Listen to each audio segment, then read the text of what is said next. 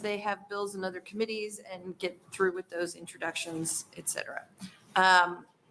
Also assisting us today are our committee pages, Morgan Baird from Gering, who is a political science major at UNL, and Tessa Menke from Glenville, who is a business and law major at UNL.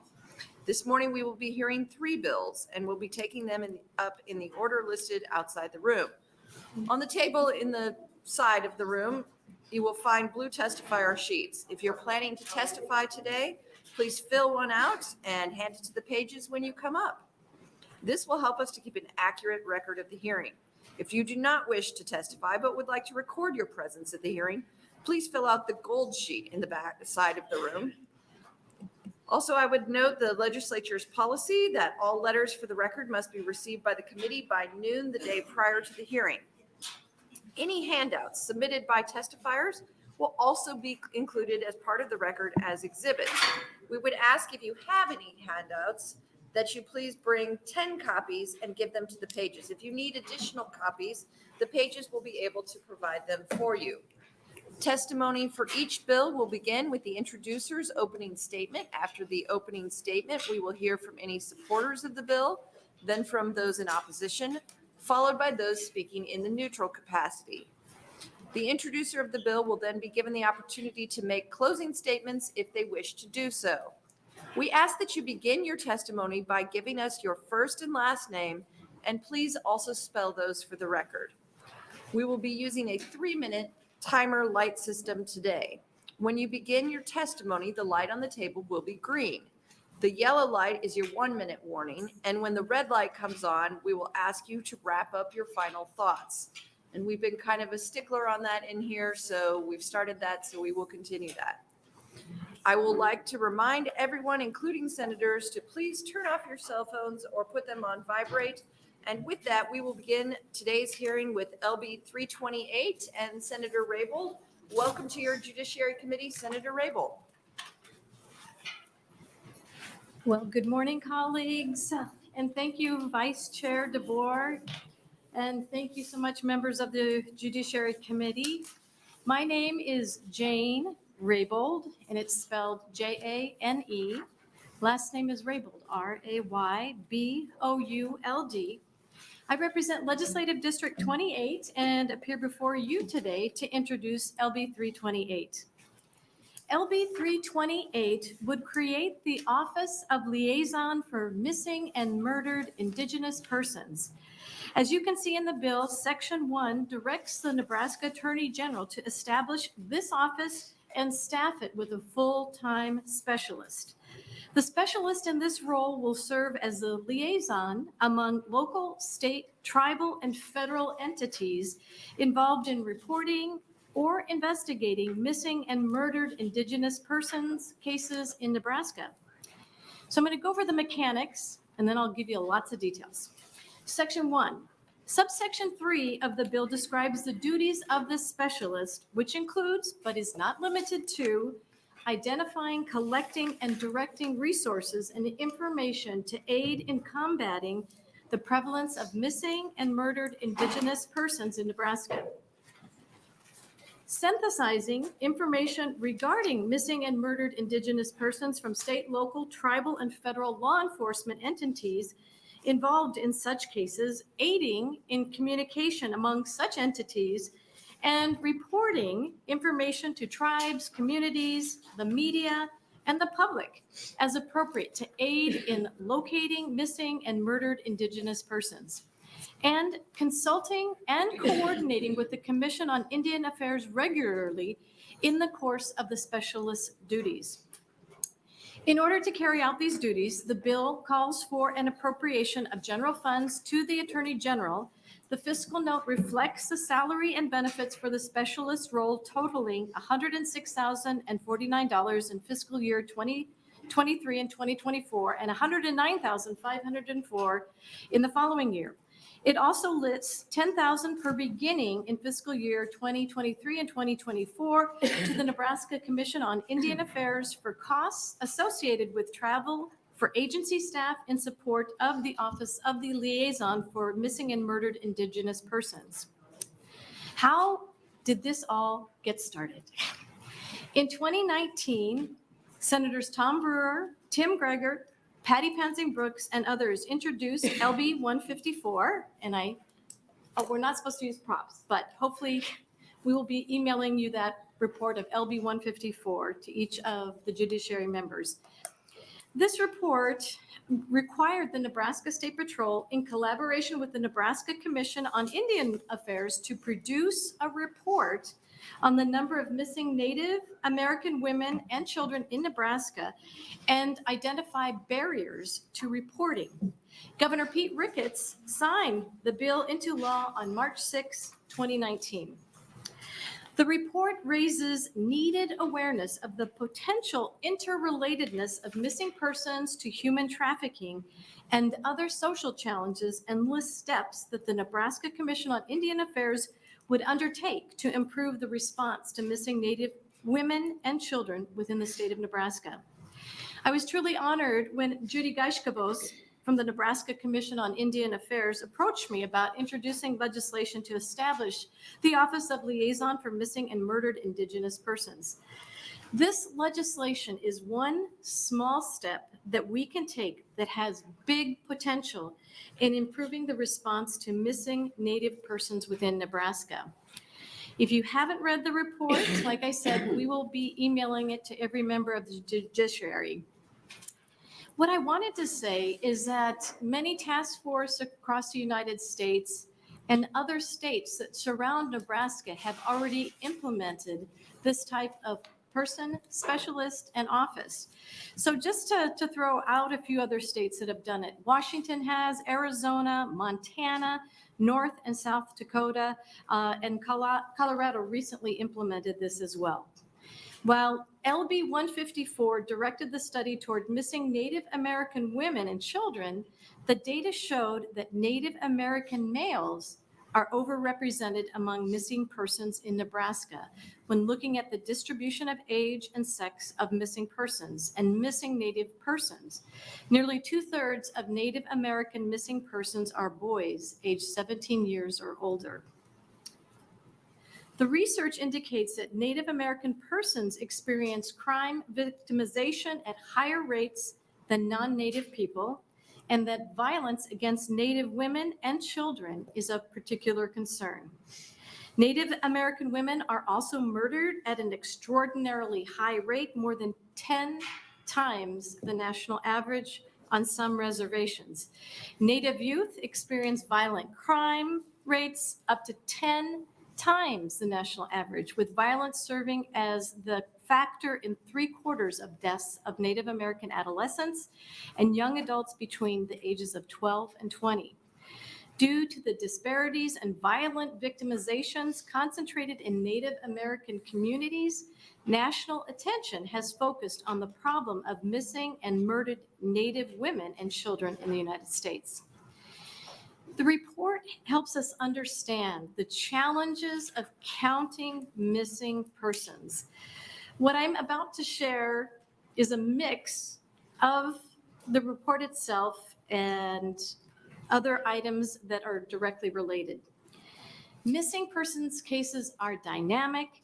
Most missing persons are missing for a short period of time, and the number of missing person cases in any jurisdiction may change on a daily basis. Other challenges in ascertaining an accurate picture of missing persons include inconsistent reporting, policies, and definitions. Reporting to law enforcement agencies and accurate data entry by these agencies is critical. It's crucial. However, some law enforcement agents may not enter a case into various data systems, both the Nebraska system and the national system, because they believe the case will be resolved, they believe the case doesn't constitute a missing persons case for some reason, or they are unaware or unmandated to enter missing persons cases, especially adults, into certain data systems. Furthermore, the lack of standardization in the definition of missing person, lack of protocols or policies in reporting and investigating these cases, and the lack of standardization regarding who is considered a youth and thus federally mandated to report or adult varies across states.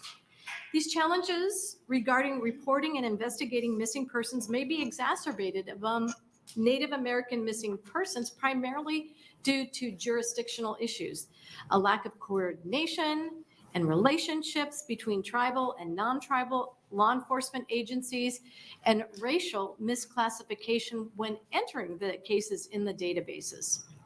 First, jurisdictional issues between tribal and non-tribal law enforcement agencies may convolute the reporting process, where Native American community members must decide to whom they should report the case, who they trust. The data from the report suggests that there is much confusion from Native American community members about which agency is the appropriate reporting agency. This issue is tied strongly to the second problem, which is that tribal and non-tribal law enforcement agencies may not agree on which agency should investigate the missing person case. This might be complicated by several issues, including whether the missing person is a member of a tribe, whether the reporter is a member of a tribe, whether the missing person was living on tribal lands, and where the missing person is suspected to be, particularly whether they are suspected to be on or off tribal lands. In many cases, it may be that tribal and non-tribal law enforcement agencies need to jointly coordinate the case investigation. But the informal or formal relationships are not in place to facilitate the communication and coordination that is needed to accomplish this collaboration. Finally, the race and or tribal affiliation of the missing person may be unclear, leading to potential underreporting or misclassification of Native missing persons. So what we've known from the other states is that missing persons of tribal members are one of the most underreported of missing persons. The point about underreporting due to misclassification stands out to me. A total in the report of 498 missing persons were identified at a point in time. So using the 2019 census data population estimates for Nebraska, Nebraska's missing person rate on March 31st, 2020 was 25.7 per 100,000 persons. So I'm a businesswoman. I love data. And I'm sorry, I don't mean to overwhelm you, but some of the numbers that came forward from the report indicated the majority of the missing persons in the snapshot were white, 66.9%, followed closely by African American, which was 19.7%. And then in third place was Native American at 4.6%. But what the shocking statistic that jumped out to me right away that I latched onto was that 8% of the entries for missing persons list the race as unknown. So you can imagine if you would take that 8% and put it directly in the Native American category, that would be a significant increase, which would substantiate a lot of the data from the other states, indicating that the missing persons is underreported. So we also know that there is a disproportionate number of Nebraskans reported missing persons are Black, 3.9% times their population, and Native American, 3.1 times their population. The data also revealed that not all of Nebraska law enforcement agencies have a missing persons policy. So out of the 212 law enforcement agencies contacted for this report, only 51 responded. And out of those 51 that responded, those 51 agencies responded, only 16 had missing persons policies and guidelines to help them clearly identify individuals and provide the critical data to help locate or track and follow these missing persons. The final barriers to reporting and investigating missing Native American persons that I'm going to share came from the community listening sessions with members of the Ponca, Santee Sioux, Winnebago, and Omaha tribes. The most prominent theme, which was reported at all 4 listening sessions, was that the community members simply did not have a clear understanding of how and when to report a missing person. Closely aligned with this was confusion regarding whether they should report the missing person to law enforcement, tribal or non-tribal, or a social service agency such as DHHS. Additionally, community members reported that there was a lack of communication between the different law enforcement agencies, as well as poor communication between law enforcement and tribal communities, particularly in regard to missing persons cases.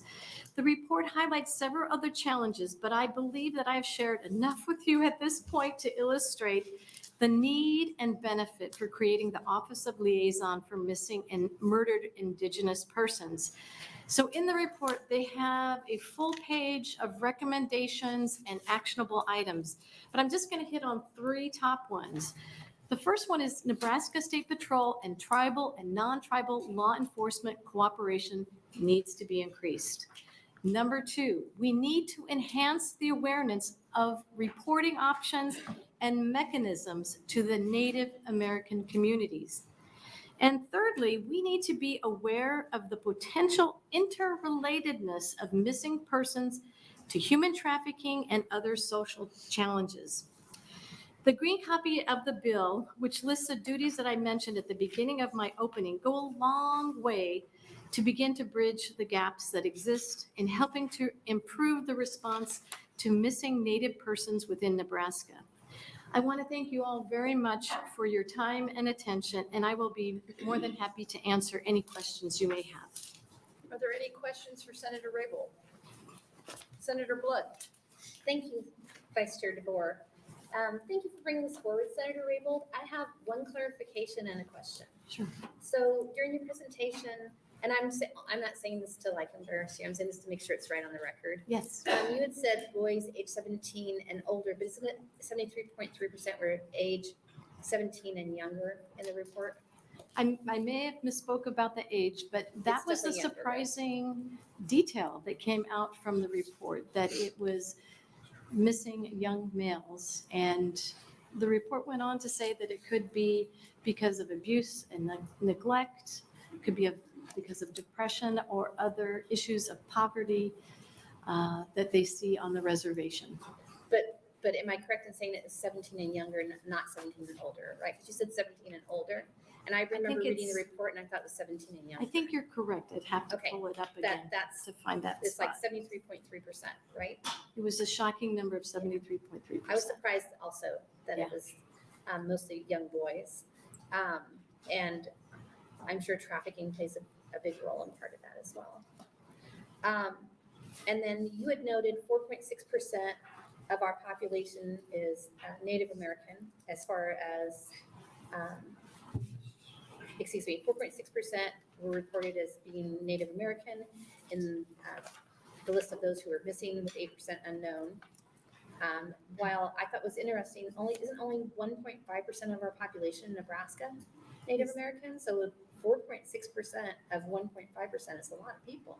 It's a lot of people. It's 3.1%, 3.1 times more than the population. And we also saw the same thing for the African American population. Missing persons indicated 3.9% times that population. So it is, but the thing that I latched on was that 8% of unknown. And that goes right to the problem of there are no guidelines and clear direction. I know Lincoln Police Department and Omaha Police Department have clear guidelines that I know that they would be willing to share with all the other agencies to help come up with more consistent methods of really tracking in both the Nebraska system as well as the national system. So I agree with the tracking and everything you've said today, but how do you make agencies who had traditionally not really cared about these demographics start caring? Well, we know that there's one of the elements in the report. They wanted to have additional cultural awareness training for many of the agencies across the state of Nebraska to help raise that awareness and how better to approach different, the communities and how to interact with the communities in a more appropriate way. One of the the action items that they had requested would be like the cross deputization of the tribal officers and the state patrol so that they could have worked more effectively and efficiently together on responding quicker to a lot of these issues, and also trying to collect the data in a more appropriate fashion, in a clearer fashion, with better guidelines. And wouldn't you say that until we can move to a place where no matter who's missing, where they come from, what they look like, what color they are, how they identify, until we treat everybody like human beings, period, we're never going to get justice for any of these people? I think that is a fair statement to make, but we recognize that this individual, this specialist, will be a big part of helping work with the cultural differences and raising cultural awareness. We envision that this individual will be traveling throughout the state of Nebraska, continuing with listening sessions, but including law enforcement agencies so that they can work collaboratively and cooperatively together on looking at these missing persons in a different way and how to treat them in compliance with the standards that other law enforcement agencies are using to help them better identify and recognize they can be doing it better, despite maybe some of their cultural differences that they have or lack of awareness. We know that the specialists will go a long way in help bridging this huge deficiency and gap to making sure that we have better reporting statistics, but more importantly, that we jump on these missing individual cases quicker and have a better response to solving them and locating them. Thank you. You're welcome. Other questions? Senator Decay. Thank you, Vice Chair DeBoer. Senator Raybould, couple quick questions. The other states that have these type of agencies, are they one-person agencies that what we're proposing here today, or are they? You know, I can't answer that question. If they have just one individual that takes it on, I didn't dig down deep enough into their policies that they have implemented. But I know that it was important enough for these agencies that have tribal members to take on this task. So I can get back to you with that information. And this person that we're suggesting hiring for this agency in Nebraska, would they act as almost like an investigator trying to bring up information? Or are they going to act or try to provide a go-between between tribal police and state police and county police, Well, sheriffs? we hope they act in both capacities. What I would say more a facilitator in outreach to law enforcement agencies is number one. Getting a uniformity in guidelines and standards in reporting missing individuals, and certainly being a go-between between the tribal authorities and having the authority to do so under the Attorney General's office. The Attorney General office does have human trafficking experts, but they need to work in collaboration because of some of the cultural deficiencies that we are seeing and under-reporting of Native American individuals who are missing. So it's under the Attorney General's office that they would have the authority to work in collaboration with law enforcement and have the authority to do so, but also be able to coordinate with the tribal authorities to kind of be that liaison and facilitate some of the mistrust that the tribal authority individuals have with law enforcement so that they can respond better and quicker to missing persons. Thank you. Any other questions for Senator Raybould? I don't see any. Thank you. Are you Thank- staying around to close? I certainly will. Okay, let's have our first proponent testifier.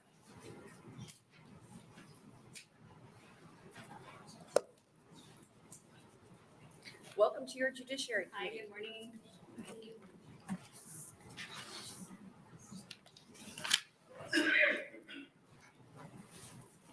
Eonia Jaja Wabita Te Wa'u. My name is Cheyenne Robinson. I serve as the secretary for the Omaha Tribe of Nebraska.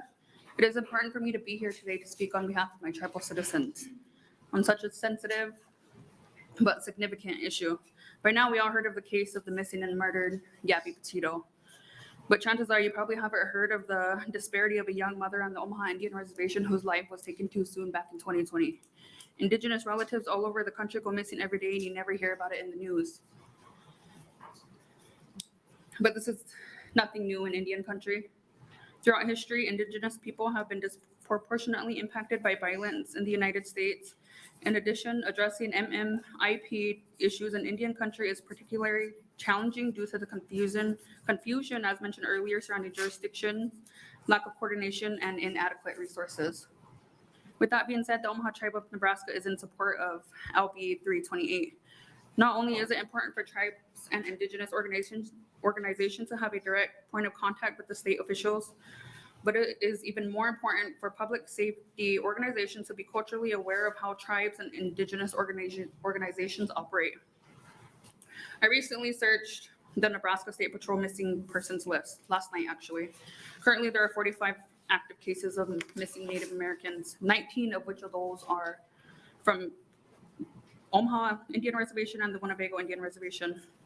I have been in office since 2021, and unfortunately, I've only seen and heard from the Attorney General once, and have only seen and heard from the Nebraska State Patrol leadership once. Generally, there's a lot of animosity between tribal citizens and law enforcement, but having that office that can understand and assess time-sensitive cases could quickly bring together tribal, county, and state officials to work as one, and also, most importantly, bridge that gap.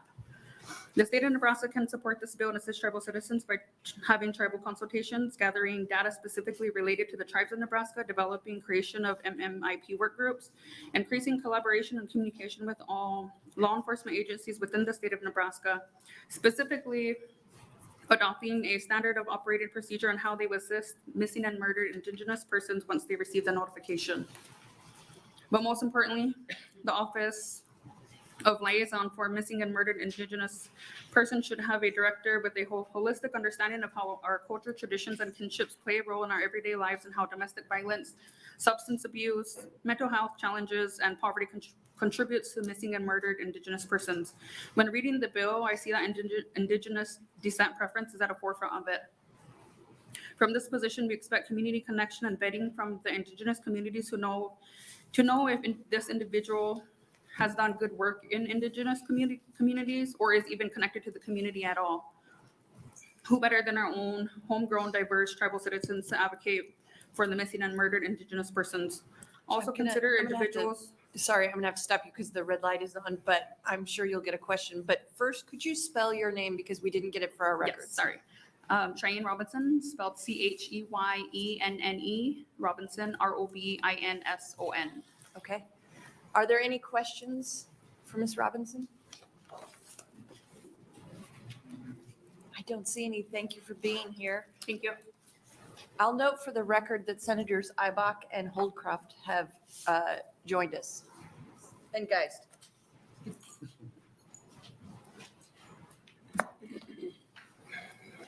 Vice Chair of the Board, members of the Judiciary Committee. For the record, my name is Don Wesley, D-O-N-W-E-S-E-L-Y, and I'm here as a lobbyist on behalf of the Winnebago tribe. First, I want to thank Senator Raybould for introducing this legislation, and as she outlined in her testimony, the study that was done by previous Senator Pansing Brooks and others showed the need, the problem. And so the question now is what to do about it. So that's what I'd like to focus on this testimony. And I am actually here on behalf of the chair of the Winnebago Tribal Council, Victoria Kitchian. I'm going to go back in time to 1990 when I was a member of the legislature and introduced LB 886. And it was passed, and it dealt with, the title was the Attorney General Crimes Against Children Act. And what we did is we set up a special unit within the Attorney General's office to prosecute child abuse and other crimes against children. And we did it because there was a problem with county attorneys in smaller counties dealing with very complex and very difficult child abuse cases. And the feeling was they needed help. And so a unit was set up at the Attorney General that was available, depending on the county, at their request, would come in and help prosecute child abuse cases. It was very successful, and it's an example of how the state, working with the counties and local police and the federal government, can accomplish something when there's a serious problem. Well, now that serious problem is the MMIP issue. And this proposal to set up a liaison within the Attorney General's office, I think, is exactly the right solution, because you do have many jurisdictions. You have federal authorities involved. You've got the State Patrol and the Attorney General's office. You've got county attorneys. You've got local police. So somebody whose only job is focusing on trying to address this problem, bringing those people together, could be very effective and I think cost-efficient way to deal with this and to finally do something about this problem that we've known about now for several years. So I'm here to support the legislation. The Winnebago tribe is very supportive of trying to do something about this problem and would appreciate your support for this legislation. All right, are there any questions for this testifier? Senator Takei. Thank you. Mr. Wesley, if you can answer the question, maybe Senator Raybould can in our closing. With states that have implemented these agencies, do you have a percentage of the success rate that they have after these were implemented, and how far back they have been, how many years they have been in service already? I think that's an excellent question. I don't have the answer to that, but I know Judy Goshbegosh will be testifying after me, and she's very familiar with what other states have done. So then, thank you for asking that question. Any other questions? Senator Geist. Thank you for your testimony. I just have a quick question of, would this liaison be forward-looking and backward-looking? So it would look at old cases and current cases? Well, I'll tell you in the example that I gave, there were pending cases that they immediately got involved with, and then from that point forward. So I would think they would do both, because there are missing persons out there. They've got the list, they know who's missing, and I would imagine they would immediately start looking at that list and trying to see what they can do to make some progress on addressing those. Okay, thank you. Any other questions? I don't see any. Thank you. Next proponent testifier.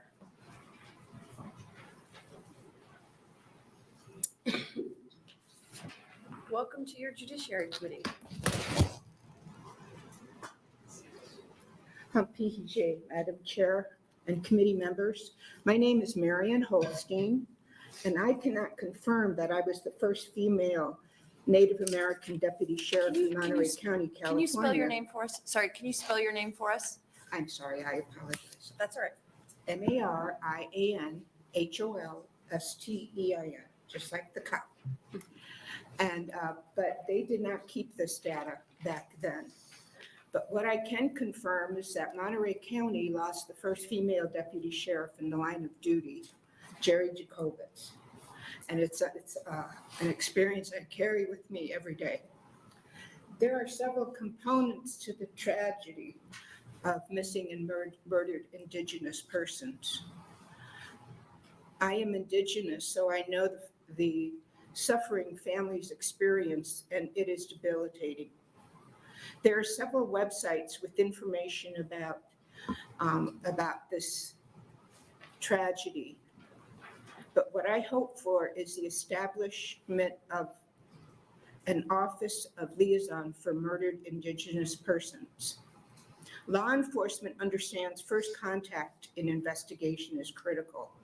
However, if this is conducted by officers with little to no empathy for people of color, it lessens that probability of that case being solved.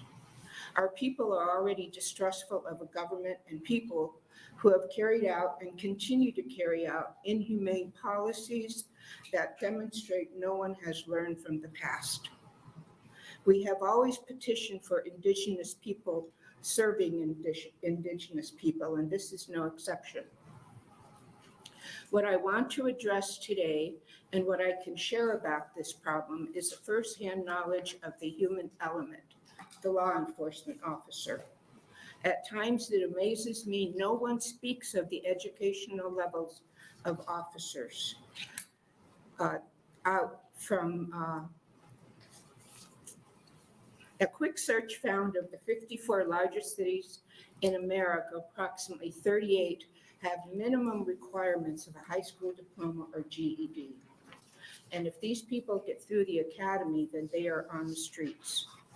I have always wondered how anyone could turn loose the John Wayne types, the types who probably were bullied as adolescents and are aiming to finally exert their authority, power, and get even. Were there no psychological screenings or further vetting? And I think we see that today, that there probably wasn't. Of course, there are the multitudes of excellent law enforcement officers, and I salute them and wish them more pay. But my point is, we release officers with less than a college education and most likely with no sociology or human courses on a trusting public. Thank you. Thank you very much, and thank you for monitoring the light system. Let's wait and see if there's a question for you. Are there any questions for this testifier? Well, I have a couple. I'm sorry I interrupted you at the beginning to get your spelling.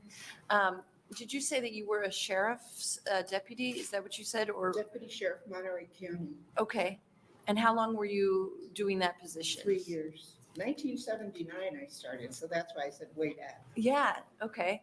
And do you think that this this liaison position, you've seen sort of firsthand how it all works. Do you think that that would help to be a kind of a go-between between other law enforcement agencies and tribal law enforcement agencies? Do you see that working? Yes, because a person has to know that community and those resources and agencies that are there. They have to have that working relationship.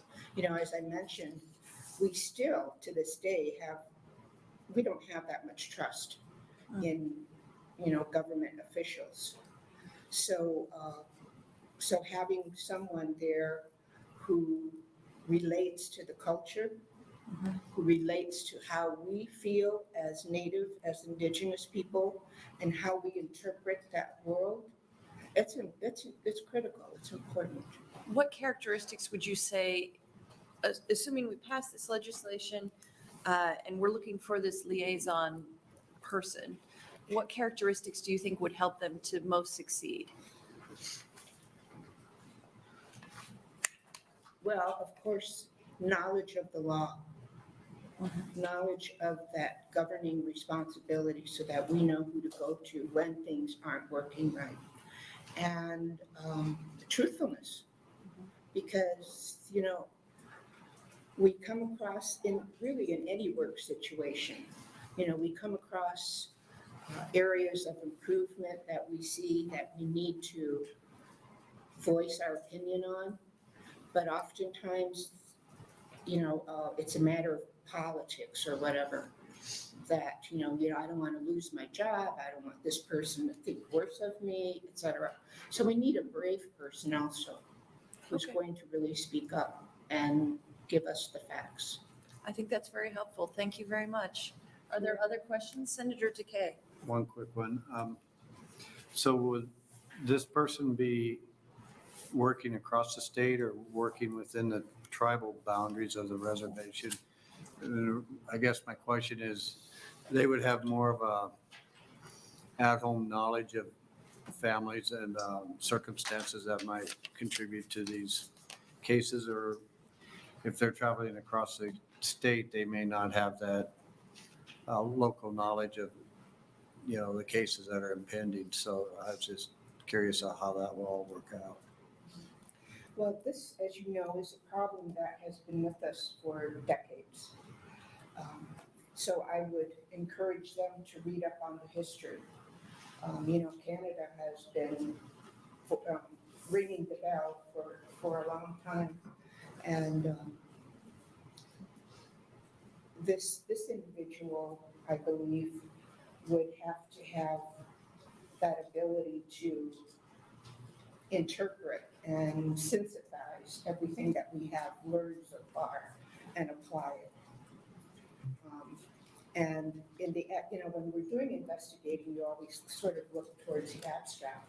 And I didn't put it in my testimony, but I have this very far out there idea that, with the human trafficking that is occurring today, and we know that a lot of it may be from, other countries, if they've seen that, how we investigate missing Indigenous women, well, women in general seem like they're fair game.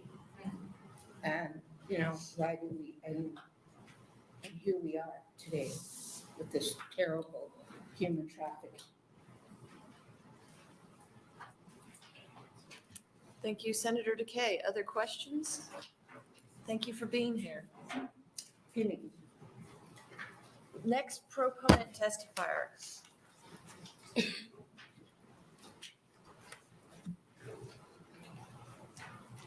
Welcome.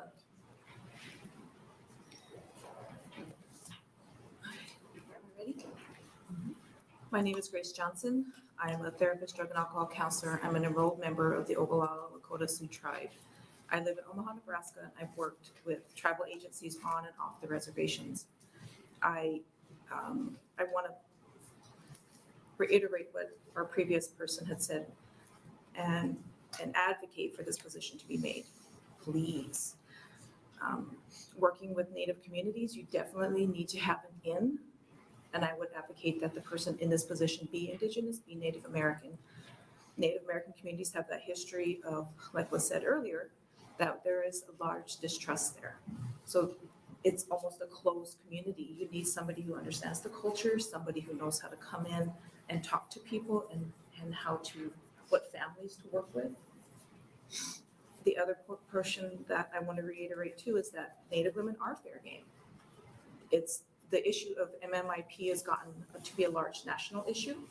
And it's known now that if there's a crime committed on most tribes, they can't be prosecuted. Non-Native tribal members are not prosecuted in many of these places. And so we need that advocate. We need somebody to stand up and say, there is going to be law investigation looking into this at some level, that we have somebody to protect us. So I'm advocating for this position. I'm advocating for all of this work. We definitely need somebody who can go in and be advocate for us, who can work with the agencies, who can bring up the issues, who know how to talk to people. Gabby Petito was brought up. In her investigation, 9 bodies were found because nobody was looking for the other people that had gone missing. So there's just, we need somebody to advocate for us. We need help. We need that, if that makes any sense, what I have just said. But working on and off the reservation, I've seen the jurisdictional issues. I've seen what it takes to get people to coordinate between county, state, tribal, patrol, federal. I believe I said, 4 different districts right there. And when you don't get people coordinating at those 4 levels, on every level, city, county, state, federal, and none of them are working, what do you think is going to happen? We're going to have what we have right now. We're going to have this situation happening nationally, which it is. And Nebraska was in a report saying that we have one of the highest numbers of missing Indigenous people in the nation. Is anybody proud of that? I mean, this committee here, this is what you guys need to be working on. We are one of your most vulnerable populations. We are your citizens of Nebraska. Help us. That's all I got to say. Any questions? Thank you. Can you spell your name for the record? Grace Johnson, GraceJohnson. Thank you. Are there questions for this testifier? I don't see any. Thank you. Next testifier.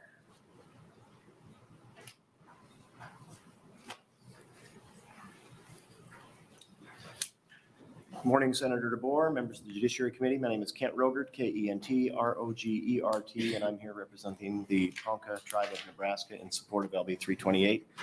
I'll just reiterate the comments of Mr. Wesley and those that were before us. This is, I think if you look at something that has an anagram already, MMIP, we're beyond time of dealing with the issue at hand. It's time to talk seriously about what's going on. the Ponca tribe is unique to Nebraska because we don't have a reservation. We have service areas. So they lack the support system, and our members are scattered across the state. So there is sometimes a disconnect between where people are and where they aren't. And so you have some issues keeping, with reporting where they might be missing or not. Senator DeKay, you asked a question. The bill is very broad, but if you look down, and it's too early in the morning to be able to read, but sub B, 4B says provide legal guidance and work with the U.S. Attorney's Office, the Department of Justice, state and tribal law enforcement agencies like the Bureau of Interior and Department of the Interior and the Bureau of Indian Affairs. So I think the idea would be that this person would work across the country, not even across the state, but to try and keep track of where these folks have gone and what's going on. But I just want to support the bill and answer any questions I can. Are there any questions for this testifier? I do not see any. Thanks. Next proponent testifier.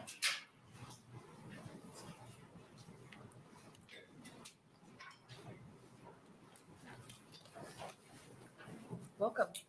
Good morning. Ahana Washte, my name is Lestina Salmerdassi, and I'm an enrolled member of the Sissetawan Wakbetawan Dakota Oyate of North and South Dakota, but I am also a lineal descendant of the Isanti tribe of Nebraska, who is actually a forced relocated tribe here to Nebraska from Minnesota.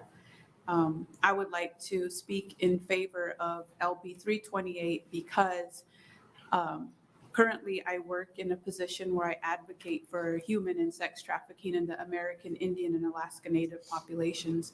And there's so many cases of different intersectionalities and correlations with human trafficking in our murdered and missing Indigenous people.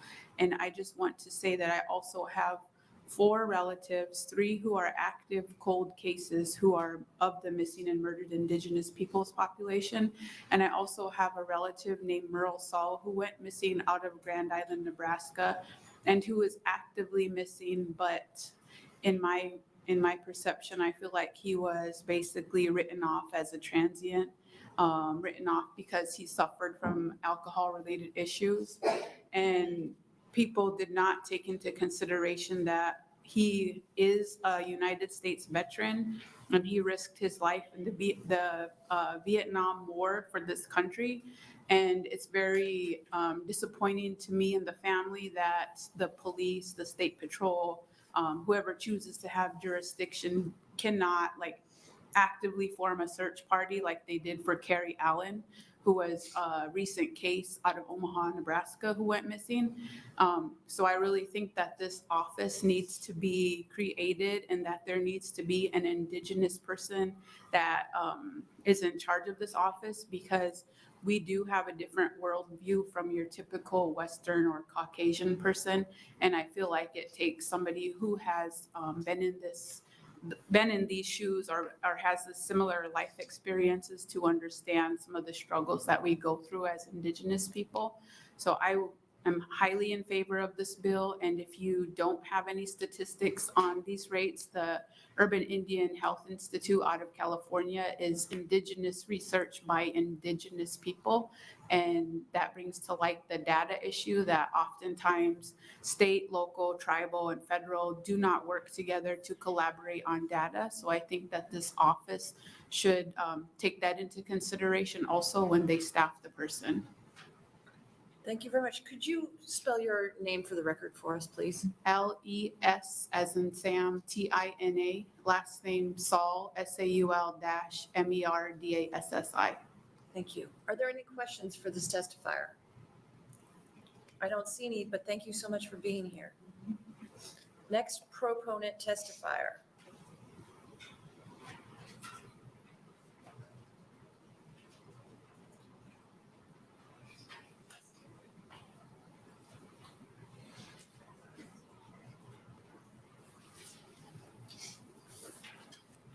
Good morning. My name is Rose Godinez, spelled ROSEGODINEZ, and I'm here to testify on behalf of the ACLU of Nebraska in favor of LB 328, First, we'd like to thank Senator Raybould for introducing this legislation. The ACLU is committed to defending the rights of Indigenous people and tribes to be free from discrimination and governmental abuse of power. LB 328 creates a much-needed office at the AG's office to support a liaison between local, state, and tribal and federal entities on the specific issue of missing and murdered Indigenous persons cases in Nebraska. For context, Nebraska ranks 7th among states with the highest number of murdered and missing Indigenous women. In addition to the more updated statistics that Senator Raybould mentioned in her opening, I just want to highlight the report from the Urban Indian Health Institute, which was just mentioned by the previous testifier, that served as a siren on this issue, particularly in Nebraska. The report, if you want to look it up, is called Missing and Murdered Indigenous Women and Girls, a snapshot of data from 71 urban cities in the United States. The report detailed an astonishing lack of data on the issue. For example, the report stated the National Crime Information Center reported that in 2016, there were 5,712 reports of missing American Indian and Alaska Native women and girls. Through the U.S. Department of Justice's Federal Missing Persons Database, NAMUS only logged 116 cases. Of the 71 cities for which data was requested and collected, Omaha, Nebraska ranked 8 among cities, and Nebraska ranked 7 among states with the highest number of murdered and missing Indigenous women and girls. A liaison between all key stakeholders, as set out in LB 328, is an important step to address this ongoing crisis. In this instance, the historical issues regarding jurisdiction, the misunderstanding of race, ethnicity, and political affiliation, the inconsistencies in databases and gender have led to a persistent and widespread lack of appropriate responses. And then I would be remiss to not mention that this is particularly more important now than ever with the recent Supreme Court decision of Oklahoma v. Castro Huerta, which ruled that it expanded states' authority to prosecute non-natives who commit crimes against Native persons on tribal nations. As such, we offer our full support of LB 328 and urge the committee to advance this bill to general file. All right, are there any questions for this testifier? I don't see any, but thank you for being here. Thank you. Let's have our next proponent testifier.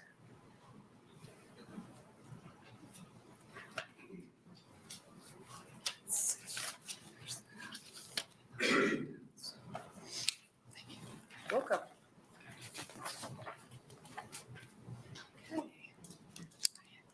Good morning, Madam Chair and members of the Judiciary Committee. My name is Judy Gashkabash. That is spelled Judiashkibos, and I am the Executive Director of the Nebraska Commission on Indian Affairs. And I want to thank you all, and especially I would like to thank Senator Jane Raybould for being willing to introduce this important legislation. And she did such a fabulous job in her opening. I don't really feel like I have too much to add. I also want to thank all of the tribal people that came so far this early this morning. That's a real challenge with hearings being in the morning, so I was a little worried, but they came forward and they stood strong with me to support this important legislation for our Native women. I also want to thank the other people that testified as well. And former Senator Don Wesley said he was going to go back in time. And I know Senator Raybould said that as well. And I wanted to go back just a bit to the timeline here, thanking the senators that introduced the LB 154. Senator DeBoer was one of those. Senator Brewer, Senator Patty Pansing Brooks. And that was a result that came out of, in 2017, the closing of White Clay. And we had a task force then, and one of my wishes that I begged Senator Brewer and Patty Pansing Brooks was to do something about missing and murdered Indigenous women. And so that resulted in LB 154, the study. So you all have the study report, and that was a partnership with State Patrol and the Indian Commission. We went out and we did listening sessions on all of the reservations, and the data reflects some of the findings that were cited in the opening by Senator Raybould of what we should do going forward.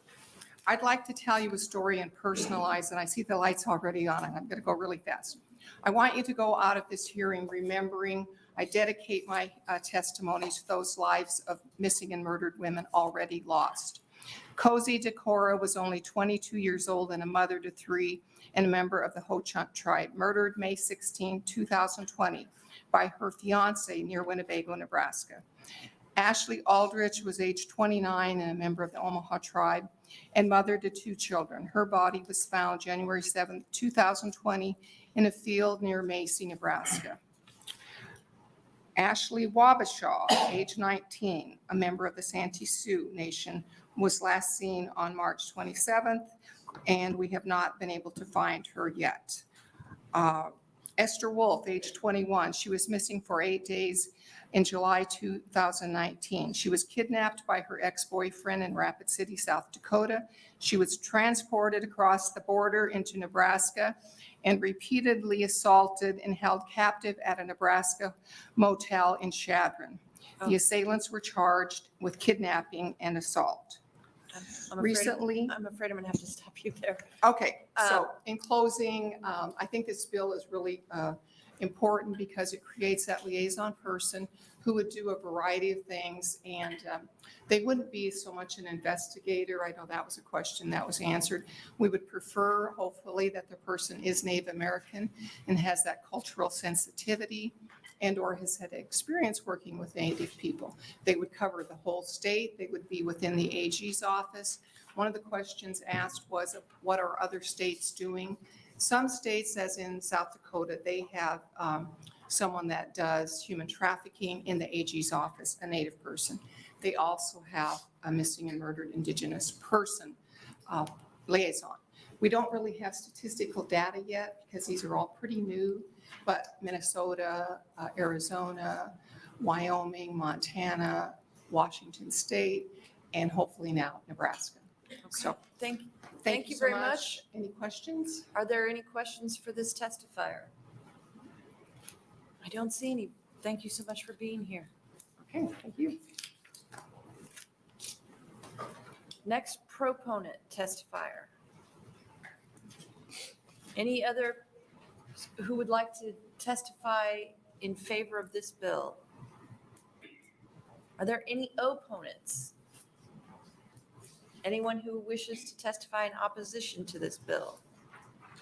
Is there anyone here today who would like to testify in the neutral capacity?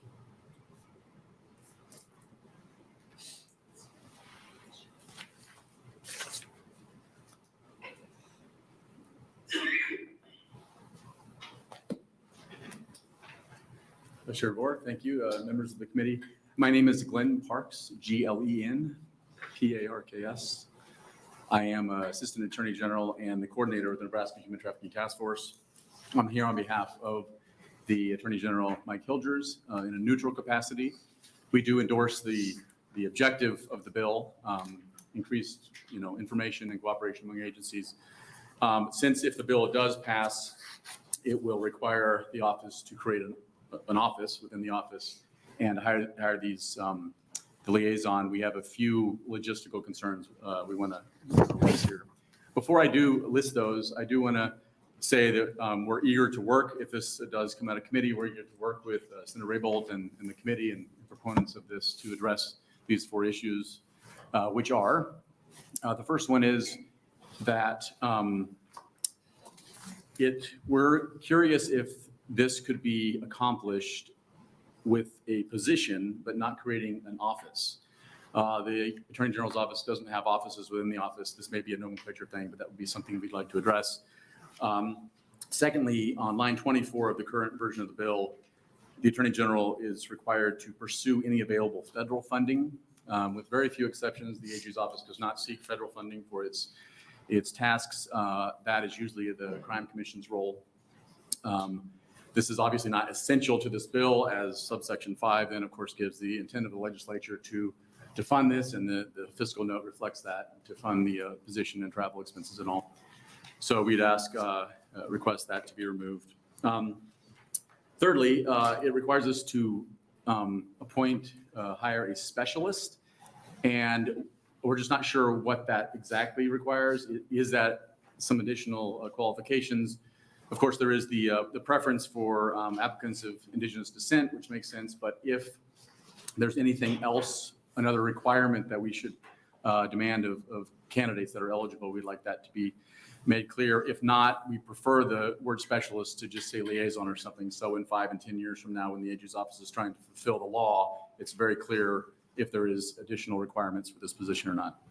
And finally, the last there, it requires the Attorney General to, quote, provide legal guidance, end quote, and coordinate the functions of several offices, including federal and tribal. And we're not certain what that means. Legal guidance is a term of art, obviously, in the AG's office. So if that could be clarified at some point. Before I close, though, I want to speak as the coordinator of a task force. If this bill passes, we would ask this liaison to gather information from, collate, synthesize, and give information from and to local, state, federal, and tribal authorities. As you know, this is not, may I speak a little bit longer? Please finish up quickly. Okay. There's no demand for federal and tribal authorities to give this information. I run a statewide task force, and I have experience with agencies who don't want to work with us or don't want to share this information.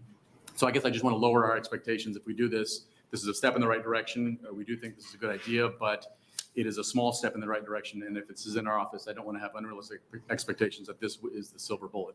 Again, I want to reiterate we're willing to talk further as this passes. Okay. Any questions? Are there any questions for this testifier? I don't see any. Thank you so much for being here. Thank you. Other neutral testimony. Anyone else here to testify in the neutral capacity? All right, Senator Raybould to close, and as she's coming forward, I'll tell you that we have, for the record, we have received 14 letters in support. Senator Raybould. Thank you very much.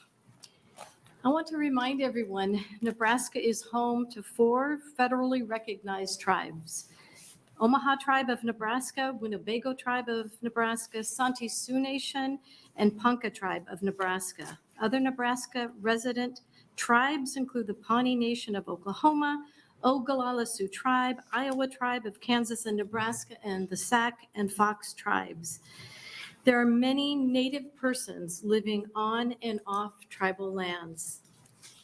This liaison in the Office of the Attorney General will go a long way in helping bridge the disparity that we see in data collection that helps solve missing and Indigenous people's cases. And I just want to address some of the comments from Mr. Parks, because I know the report gave a tremendous amount of recommendation and action items that would specifically apply to this individual that I'm happy to share with Mr. Parks afterward.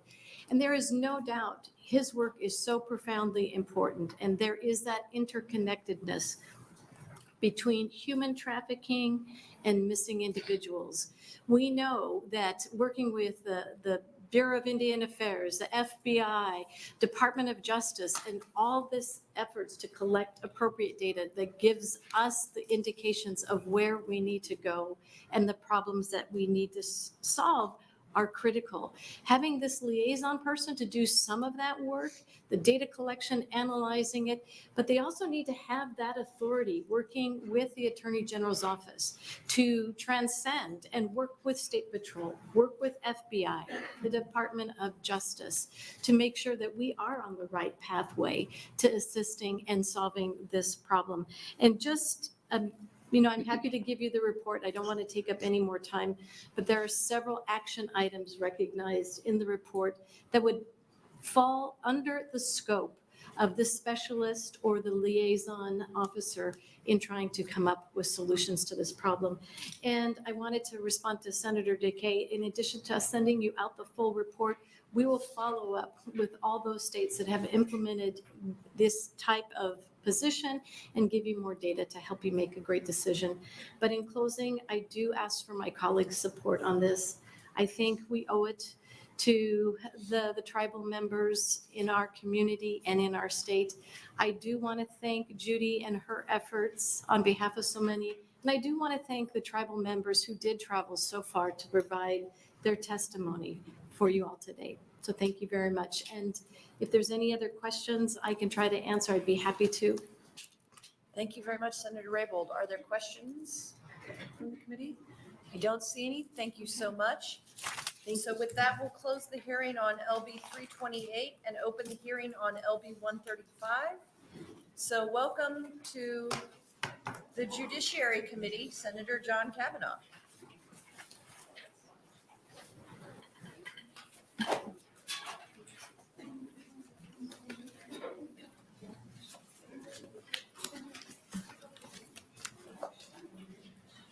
Thank you, Vice Chairperson DeBoer and members of the Judiciary Committee. I actually have some testimony handouts that, if I could get the pages, maybe I'll wait until it clears.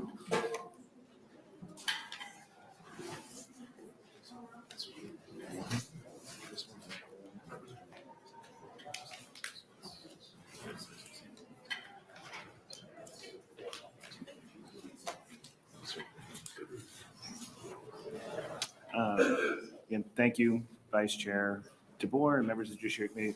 The testimony I'm having circulated is testimony from the Innocence Project, who wanted to be here to testify, but due to weather constraints, I think they got stuck in Kentucky is where I heard they were. So this is the testimony of the Innocence Project who wanted to be here but couldn't. And so I wanted to make sure you had that in your hands. My name is John Cavanaugh, John Cavanaughh,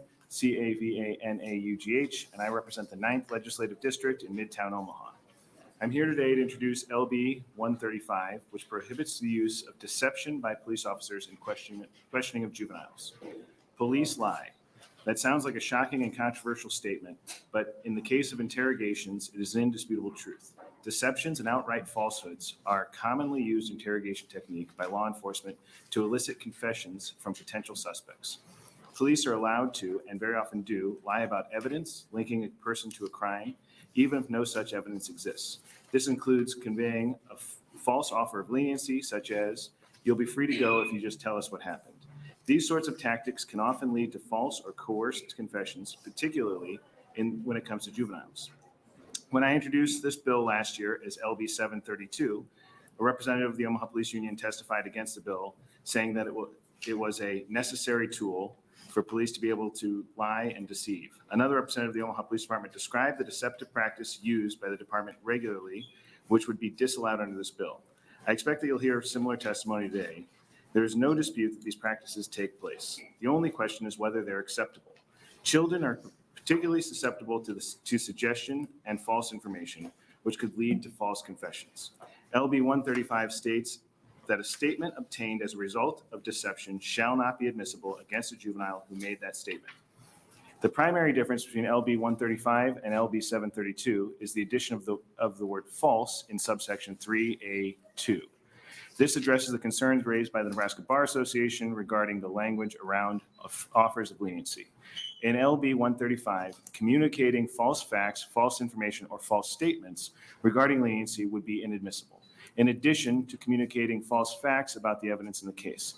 This makes sure that the ordinary plea bargaining process is not disrupted by the bill in any way, and that it only targets the use of deception by police officers during an interrogation. Fundamentally, the question comes down to this: is it okay for cops to lie to kids? I am a firmly believer of the belief that no, it is not okay. You'll hear testimony today from veteran police officers who say they will not be able to do their job effectively if they cannot lie to kids. And I hope that officers, their police departments, and their union leadership will take the time to reflect on how that position and that attitude serves to erode the trust between law enforcement and the community, and that they're supposed to protect and serve. I've distributed the testimony letters from Innocence Project and Wicklander Zolkowski, a law enforcement training consultant that focuses on ethical, truthful interrogation techniques. I thank you for your time, and I'd ask you to support 135 forward, and I'd be happy to take any questions. Are there any questions? Senator Holdcroft. Thank you, Chairman DeBoer. Hasn't the Supreme Court ruled on something similar to this? Well, In any capacity, they've ruled that it's acceptable under the Constitution. So the Supreme Court said it's okay to use deception during interrogation. Yes, and that's why I'm bringing a law to say that we shouldn't do it. Any other questions for Senator Cavanaugh? I don't see any. You can stay around for closing? Yep. All right, let's have our first proponent testifier, please. First proponent.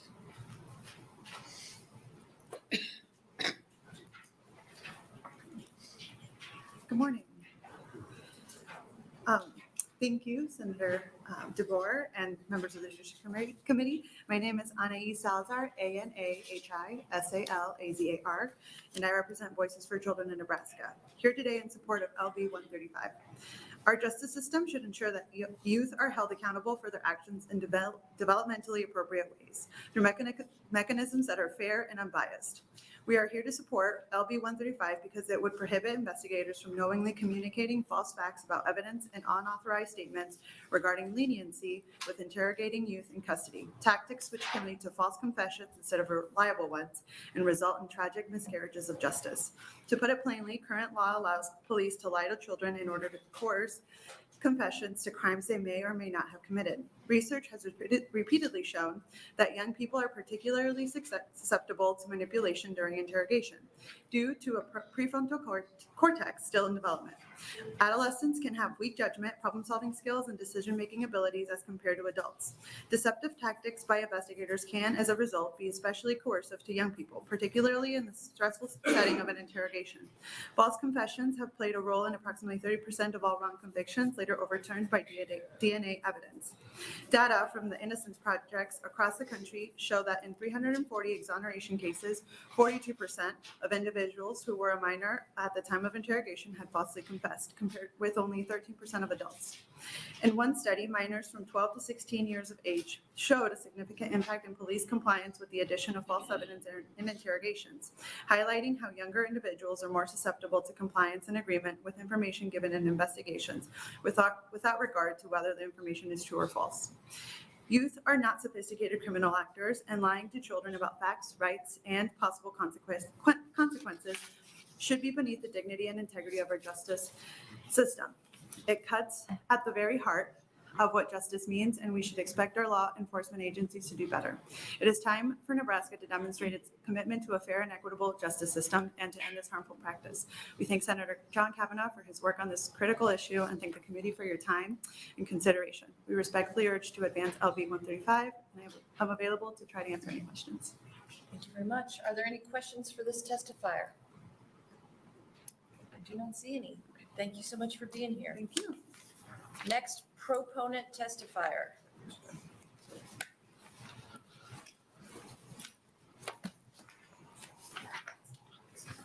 Welcome to your Judiciary Committee. Thank you all.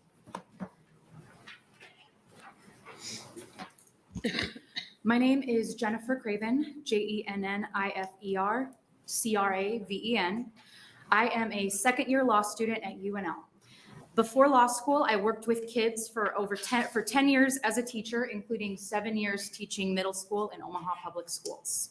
Last fall, I wrote a research paper for the Nebraska Law Review.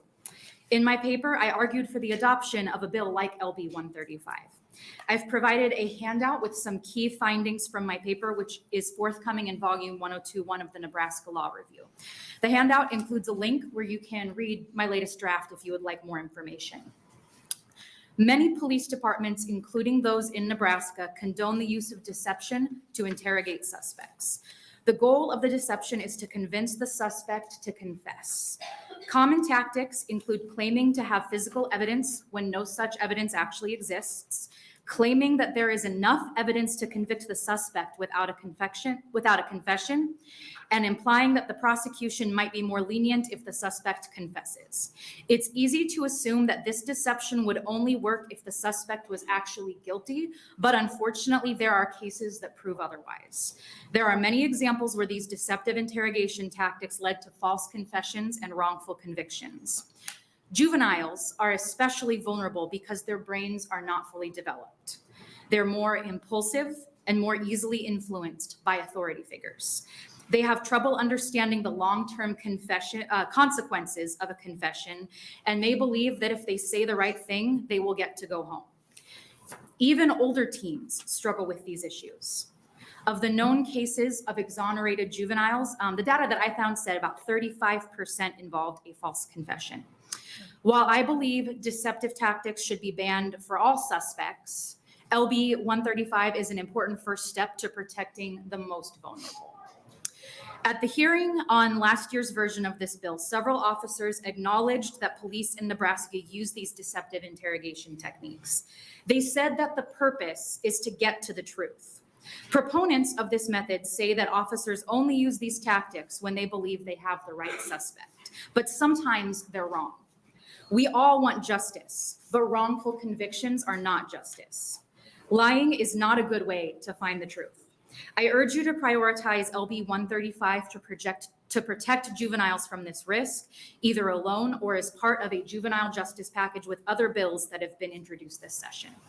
Thank you for your time, and I'm happy to answer any questions to the best of my ability. Thank you so much. Are there any questions? We'll start with Senator Ibach. Thank you, Madam Vice Chair, and thank you for being here today. Can you just clarify for me, under your National Registry of Exonerations? Yes. Are those an annual or So the latest statistics that I have, and I just checked this again yesterday, was from April 2022. So I'm guessing there'll be some more data put out maybe this next April, but that's the most recent data. would those be like an annual accounting though? I mean, are there 268 known exonerations from wrongfully convicted juveniles annually, or is that? I believe they started collecting data in 1989. Okay, so that's an accumulation of data. Okay, thank you. Thank you. Thank you, Senator Ibach. Senator Geist. Yes, thank you for your testimony. How many states have adopted this sort of thing? Do you know? Great question. So I know that it's been adopted in Illinois and Oregon. I believe that New York adopted something similar. Those are the states that I remember right now off the top of my head. But like I said, there's a link to my paper there if you want to take a look at that, and I'll be updating. Would that be is that information in your paper? Yes. Okay. Yeah, I know I mentioned the bills in those states. Okay, thank you. Thank you, Senator Geist. Other questions for this testifier? I don't see any. Thank you so much for being here. Thank you. Let's have the next proponent testifier.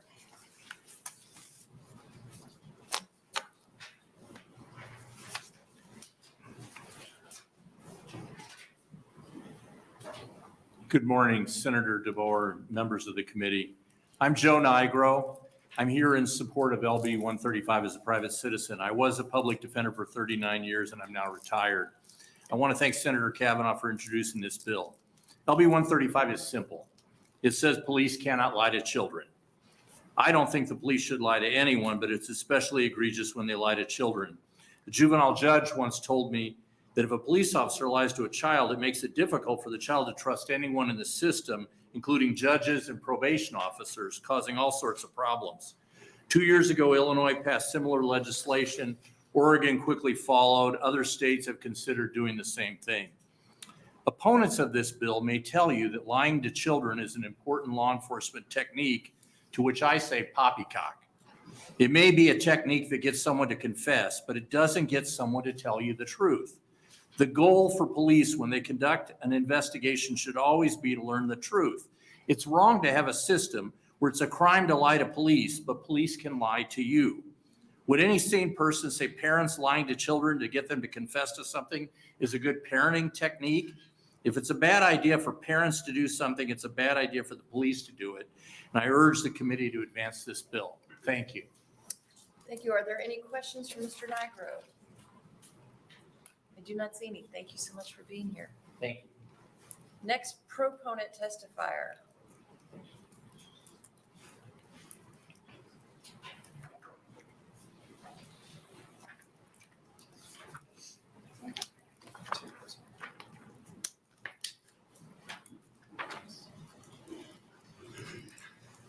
Good morning. My name is Spike Eicholt, S-P-I-K-E. Last name is E-I-C-K-H-O-L-T. I'm appearing on behalf of the ACLU of Nebraska and the Nebraska Criminal Offense Attorneys Association in support of LB 135. We want to thank Senator John Cavanaugh for introducing the bill.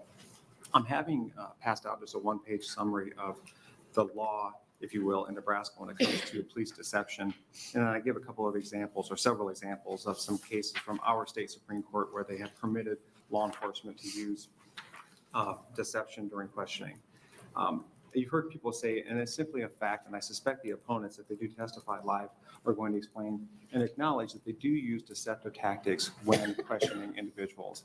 They can misrepresent facts when questioning an individual about a possible crime. They can also, to a certain extent, misrepresent the status of the law, the possible penalties, promises of leniency, and that sort of thing. And the test basically the Supreme Court has acknowledged or has crafted is that mere police deception does not render an admission or confession from being used against a defendant.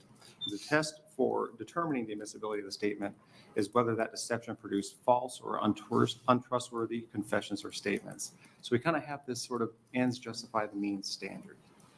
This bill, it makes what I would suggest is a modest reform to that. And it simply says law enforcement should not use this deceptive tool against people under 18, against children. It is a crime for any person to lie to the police. It's a class 1 misdemeanor to provide false reporting. It's a felony if you provide false information as to your identity. But law enforcement is permitted to use it against people who are presumed innocent, people who are questioned oftentimes without their parents being notified, without their lawyers being notified if they have an attorney. And the law presumes that people sort of know what their rights are and that law enforcement is permitted to somehow do these different tactics when questioning to elicit incriminating responses. I would submit, and I think the data is clear, that juveniles don't know what their rights are. They aren't quite aware of what situation is going when they're being questioned by an officer. And what this bill simply says, it doesn't say that you can't question youth. It doesn't even require that parents be notified. It doesn't require that a lawyer be provided. It simply says that law enforcement shall not use deception against those children when being questioned. So we would urge the committee to support the bill, and I'll answer any questions if you have any. Are there any questions for this testifier? Senator Holcroft. Thank you, Vice Chair DeBoer. So if the police officer walks in and says, "Son, you're in trouble now," would that be considered deception? No, because that's probably accurate. There's an officer questioning, they probably are in some sort of trouble.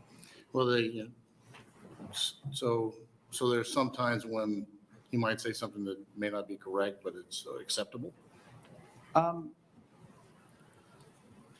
I don't know if you're in trouble now is actually a misrepresentation of facts. But I think I see what you're asking, that, for instance, law enforcement officer may not be aware of perhaps this true circumstance, and they may inadvertently misrepresent something during questioning. I think the bill captures that because it does provide for intentionally and knowingly an officer prohibit from intentionally and knowingly using deceptive practices when questioning. Well, there's 4 lines here that describe what is deception in the bill. I think we'll wait to hear what the officers have to say, but I'm not sure that's enough guidance really to enact pretty broad law in this case. Thank you. Thank you. Other questions? I do have one. How would this bill interact with undercover agents or not interact with undercover agents? So if I'm an undercover agent and I'm talking to a youth, a young person, and I'm deceiving them as to the fact that I am an undercover agent by virtue of interacting with them, would that trigger this bill? That's a good question. I don't know if an officer acting in their undercover capacity when talking with or conversing or maybe even questioning somebody, if that would even be considered an interrogation. The language of the bill sort of implies interviewing, questioning, or interrogating, and that would imply an acknowledgement at some point in the interrogation that that person is a law enforcement officer and that they are questioning them. That's kind of the standard, or some of the cases define what interrogation means. I mean, an officer in their undercover capacity, right, is already sort of ipso facto has already deceived anyone anyway, right? Because they're sort of pretending to be someone other than an officer. But that's probably a fair point. And I can't speak for Senator John Cavanaugh, but I think what his intent is to provide for formal questioning, formal interviewing, formal interrogation of law enforcement officer of a juvenile. Okay. Because there you have that power imbalance, you have that deference to authority, and you have that time, that forum when anything that person says is going to be used against them. Thank you. Other questions? I don't see any. Thank you very much. Next proponent testifier. Next person who would like to testify in favor of the bill.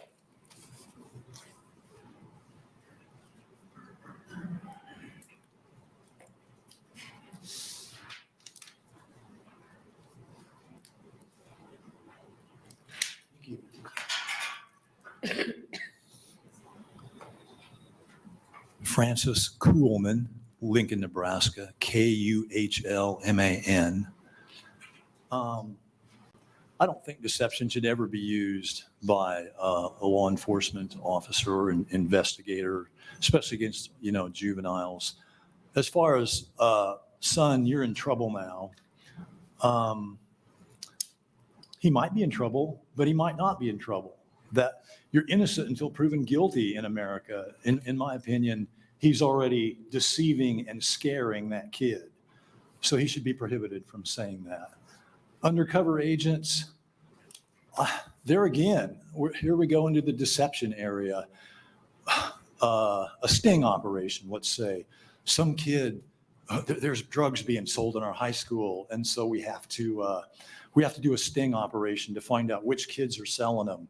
So now we have adults showing up at the border of the school, or maybe you convince a kid to lie, and try to snitch and find out information, whatever. But let's just say it's an adult, a cop, showing up at the border of the school, trying to buy drugs. So the kid, are you a cop? How do I know I'm not going to get in trouble by selling you a little bit of marijuana? And what does the sting operation, what does the undercover cop say? He lies. He deceives them. No, I'm not a cop. I'm just, somebody that needs a high, needs to be able to relax, needs to be able to treat my arthritis with a little bit of pot. That shouldn't happen either, in my opinion. They should be required to stick to the truth. So anyway, I'm a proponent of this bill, open for questions. Any questions for this testifier?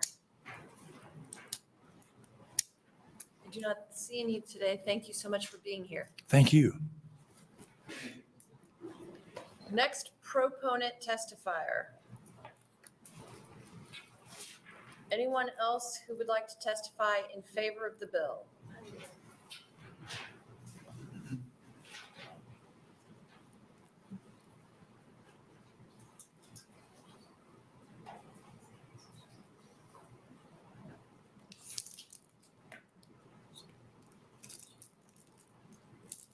You can fill that out after if you want. I wasn't going to testify on But I will. Hi, my name is Nature Villegas, NatureVillegas. I wasn't going to testify on this, but listening to everyone talk, I went through acculturation at age 9 where they took us out of our homes and they put us in the system.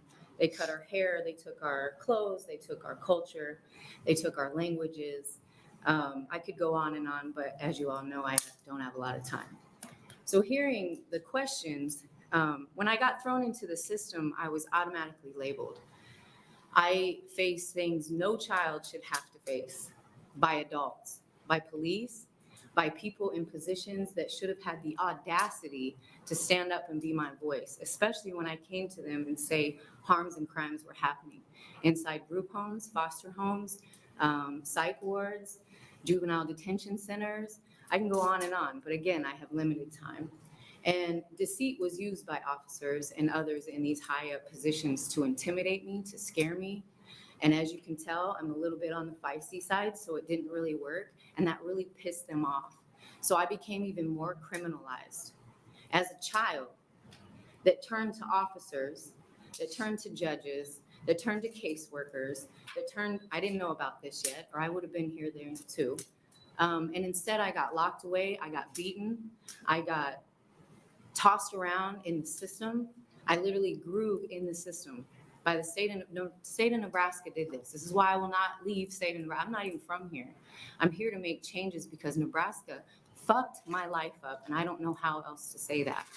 I just happen to be the queen of turning pain to power, but not everybody knows how to do that or find that, or maybe it's too late for them. I don't know. They don't make it. Not always make it. I'm uphill every day in my life now, still picking up all these pieces.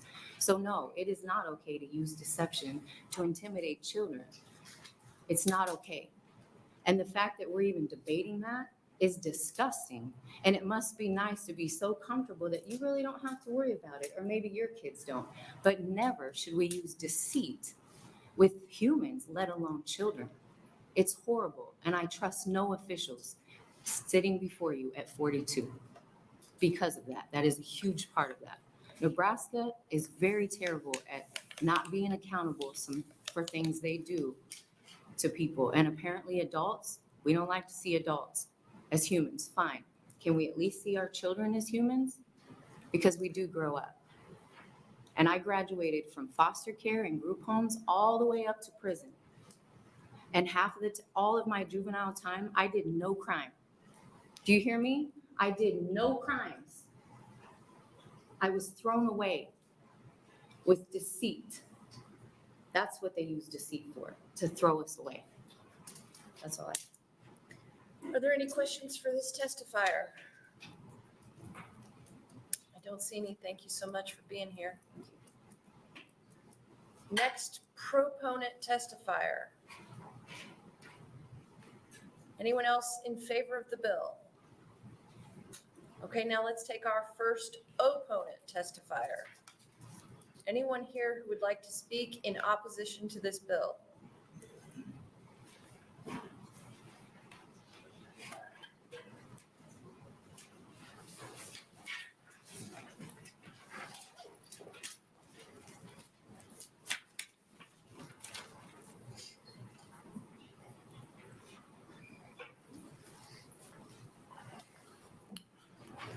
Vice Chairman DeBoer, thank you. My name is Matt Barral. It is MattBarrall.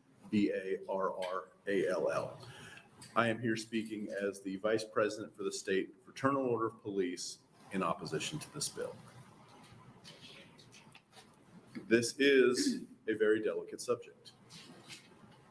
The use of deception, I would agree, as a 24-year law enforcement veteran, is something that needs to be used very delicately and should be used very sparingly. However, in my time in law enforcement, I have encountered juvenile murderers, juvenile rapists, juvenile sex offenders, and in those cases, juvenile armed robbers. In those cases, many times, we don't need to use deception. In fact, I would argue to the contrary of what has been previously stated, that we use it many times. In my experience, we use it sparingly. However, there are times, like anything else, that it can become necessary. Many agencies have policies in place and best practices that say an adult needs to be present. My own law enforcement agency has that. If we are conducting an interview or an interrogation where there is custody, meaning they are not free to leave, we have to read them the rights per Miranda, whether it's a juvenile or an adult. In those cases, if they do not understand, it is on us to stop that interview. We need to be able to make good decisions as law enforcement officers. But part of that is also being able to keep the tools at our disposal. If there's any questions, I'm free to answer. Any questions? Senator McKinney. Thank you, and thank you for your testimony. So you're opposing this, saying that it's a good decision to lie to kids or deceive them. I'm opposing this, saying that it is a tool that is sometimes necessary. Is it good? I couldn't say if it's good. Sometimes it's necessary. but you don't consider the negative impacts of utilizing deceptive tactics upon kids. There can absolutely be negative impacts. That is why it is And so. shouldn't that outweigh your ability to try to use a tool to deceive them? I do not believe so. Thank you. Other questions? Senator Holdcroft. Thank you, Chairman, Vice Chairman DeBoer. Thank you for your testimony. Can you go into a little bit more detail on what the law says or what your requirements are to contact a guardian or parent before you start interrogation? So there isn't actually a law that says we have to. It is definitely the best practice, and I would say that most law enforcement agencies that I have dealt with, which is limited to eastern Nebraska, they have those policies in place. My agency has that in place. The Omaha Police Department has that in place. Many of the other agencies in Sarpy County have that in place. We do not conduct an interview if there is not an adult present. We will forego that. If I get someone on the phone that says, yes, you can interview my child, we will do that, but we will not do it without at least speaking to a parent or guardian first. And that's a policy. It's a policy. It is not law.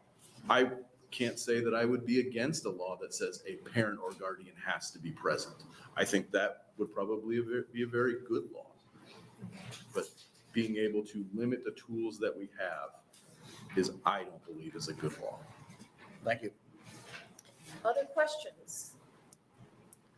Senator McKinney. Thank you. So do you notify the parents that you collided their kids too?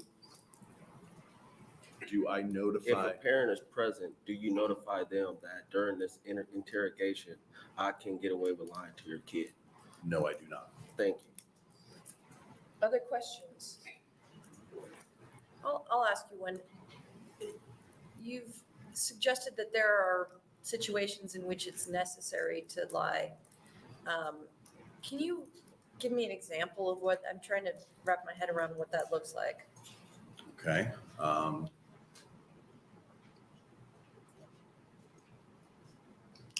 So I have used deception in a sexual assault case involving a 17-year-old, which would qualify under this law, in which I have said that we have DNA evidence that would lead to your arrest, and said, do you think that that DNA, will your DNA evidence be there that we have collected? And I didn't know if we had collected it. And that gave the confession that, yes, we actually did engage in sexual intercourse and it was against her will. So yes, I have done that.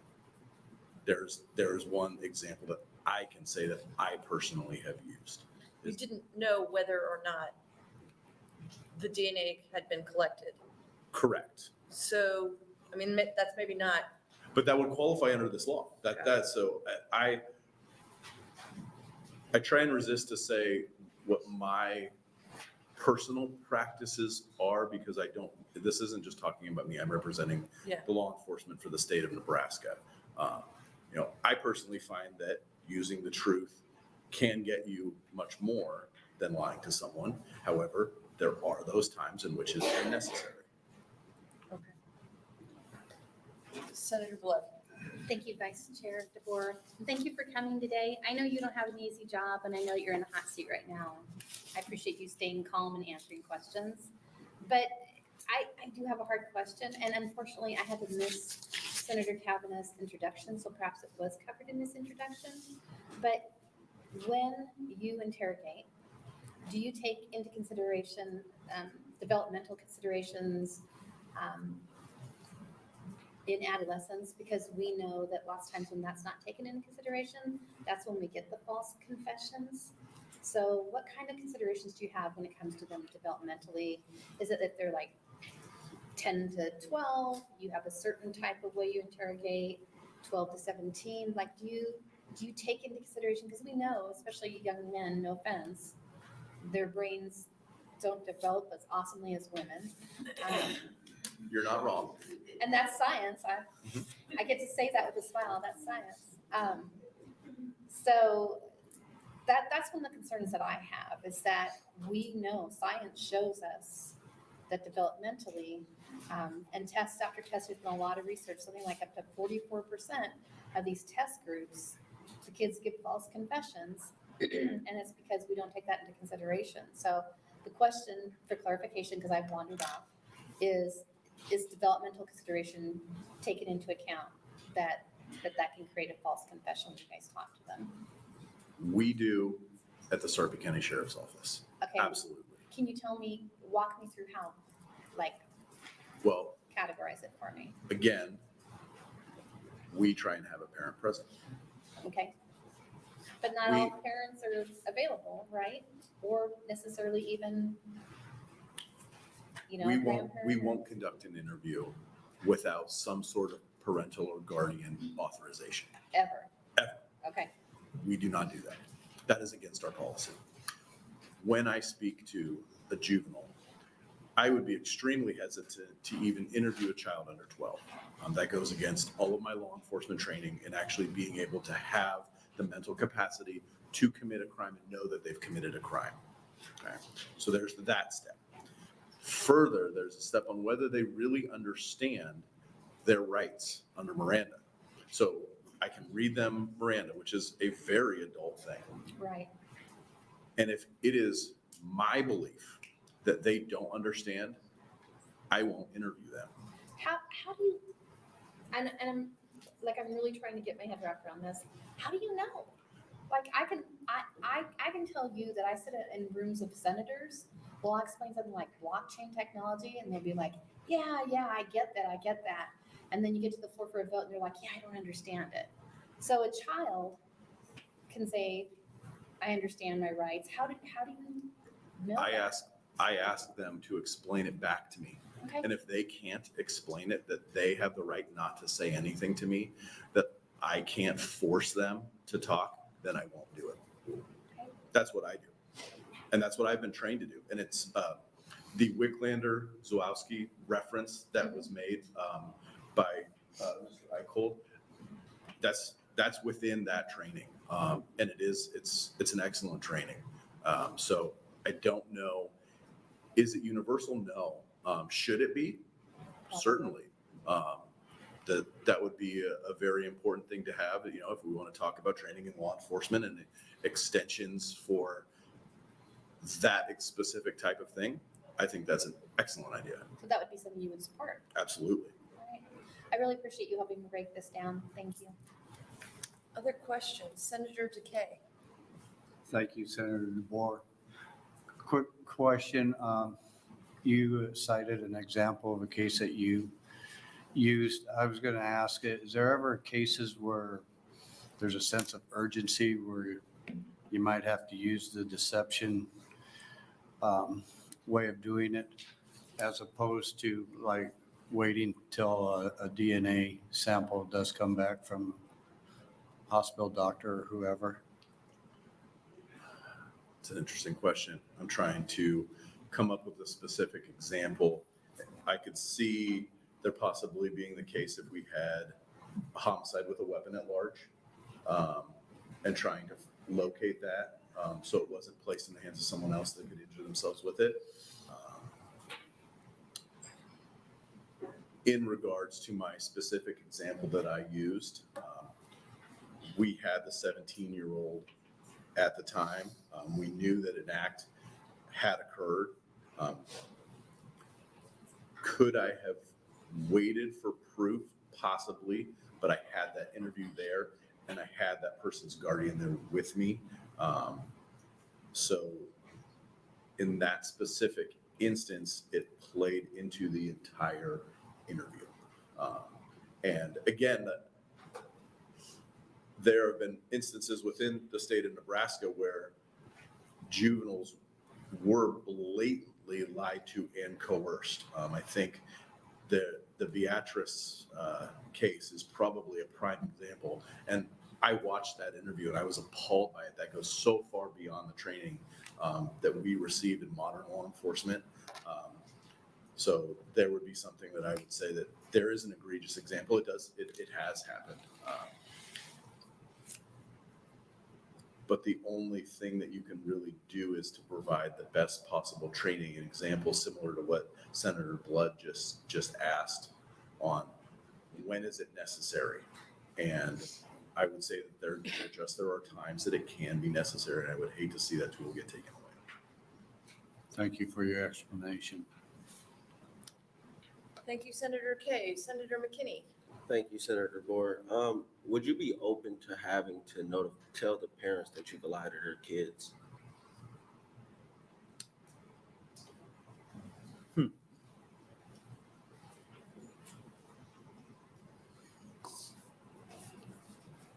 I wouldn't be against it. You would be against it? I would not be against it. You wouldn't? Okay, thank you. Thank you, Senator McKinney. Other, Senator Iba. Thank you. Thank you for your testimony as well. I just keep going back to the whole interpretation question with all of the testifiers. And is there some confusion or maybe a reason why you would phrase or word things differently to try to get juveniles to admit something? Or, I mean, is there something in your training that says if you ask it this way, and this kind of goes back to Senator Blood's question too, as far as if juveniles' brains don't develop at the same rate or they're behind, is there an interpretation question as far as this is the way we ask it, this is the way juveniles typically hear it? Is there? That goes outside my realm of knowledge. That would be a psychologist that needs Yes, to. I'm sorry. I would love to be able to answer that question. I don't know the answer to that. Okay, thank you. Thank you, Senator Iba. Other questions from the committee? Thank you so much for being here. Next, opponent testifier.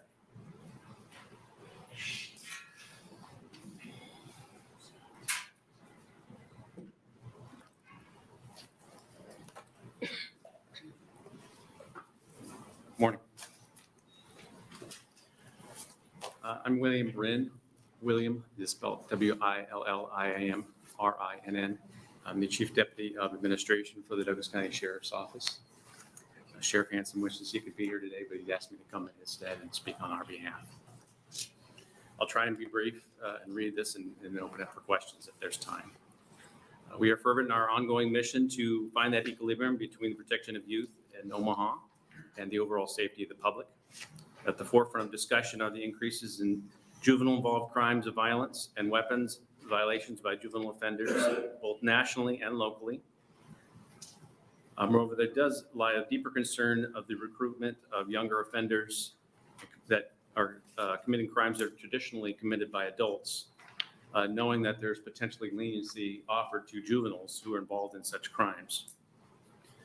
The U.S. Supreme Court in Fraser v. Cupp allowed the use of deception for law enforcement officers so long as it follows the standards, does not shock the conscience.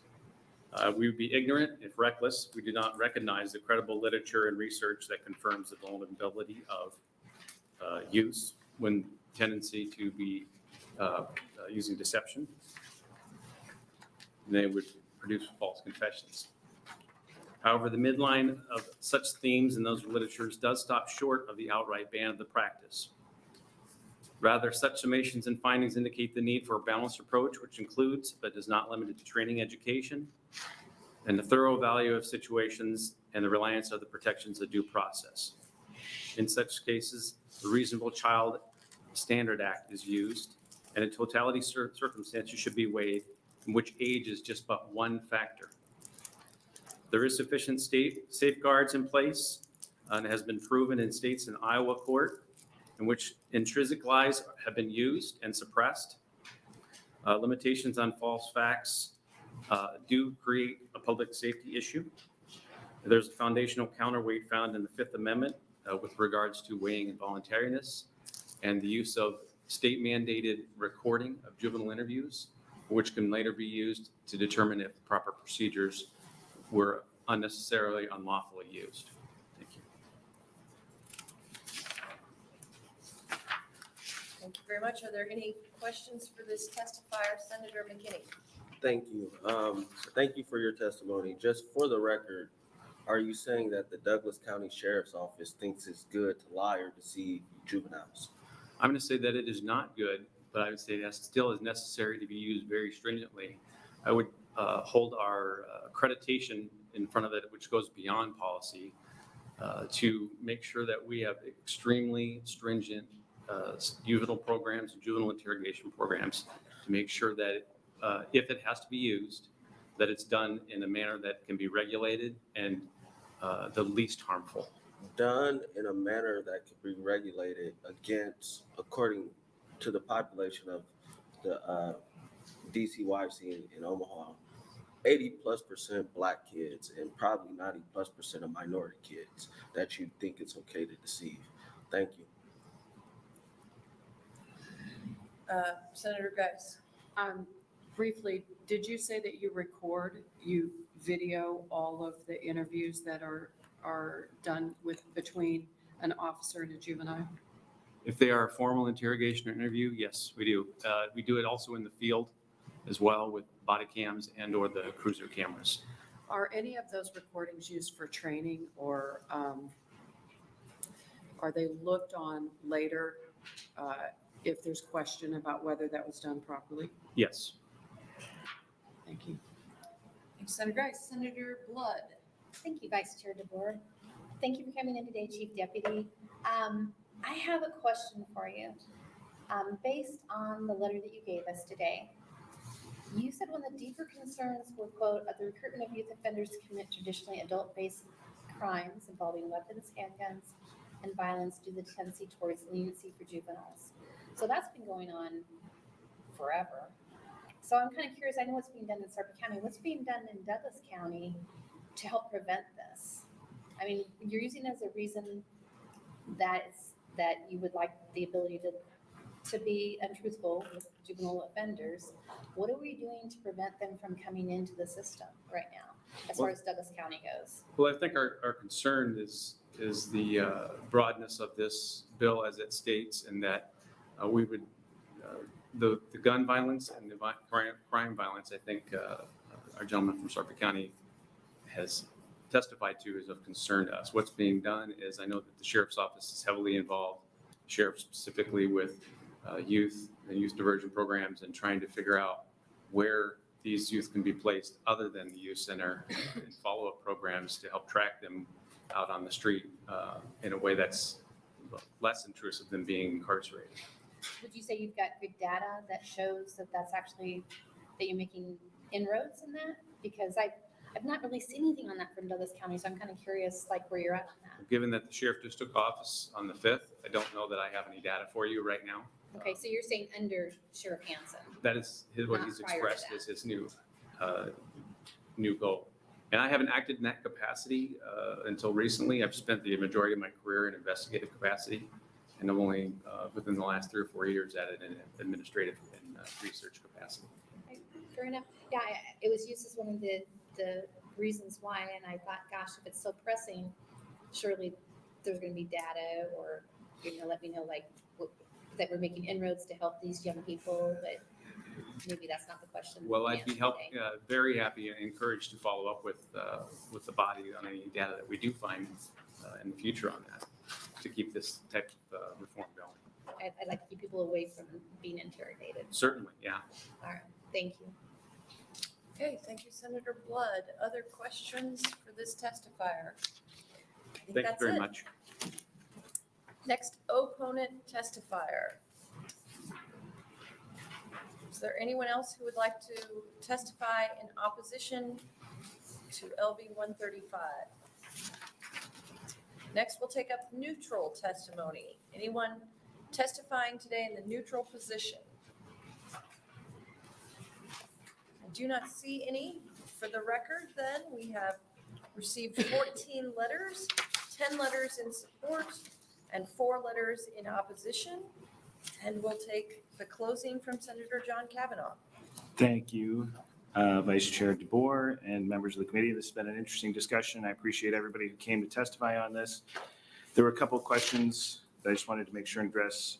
First off, in terms of states that have adopted this, Illinois, Oregon, and Utah adopted similar law to this.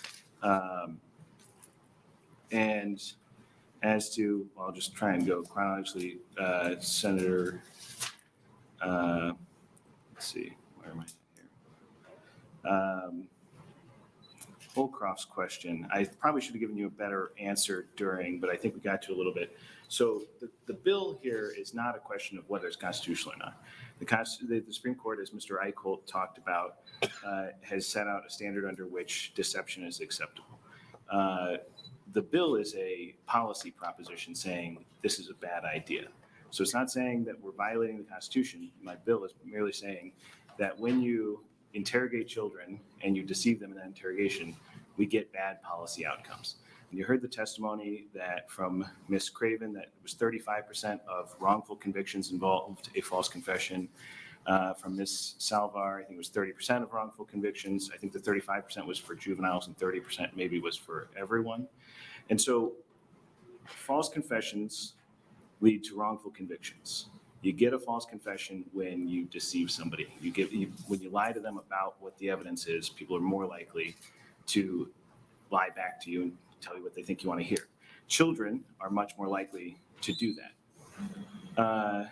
I appreciate Officer, I think it was Beryl, being here and the context he gave to this conversation. I would point out that he said that they have a policy that they adhere to most of the time about interviewing kids with their parents present. I would tell you, just sitting here during the hearing, I got emails from defense attorneys in Douglas County telling me juveniles in Douglas County are regularly interviewed without an adult present. I actually recall Senator McKinney brought a bill last session that said they had to have a parent present or had to be notified.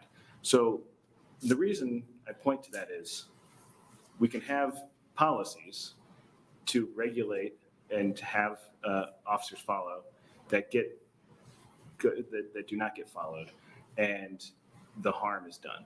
What we're saying here is, and actually, as a matter of fact, we're not saying officers can't lie. We're saying if they lie, it is not admissible. The statement that is derived, and that's an answer to your question, Senator Decay, about the exigency question. If you get to a point where it's an emergency and they think that they need to get some information from this kid, they can still lie to them. Just whatever information they give as a result of that can't be used in a trial as evidence against that kid. And so that's all we're saying here is this is an evidentiary question, not necessarily whether they can actually do it.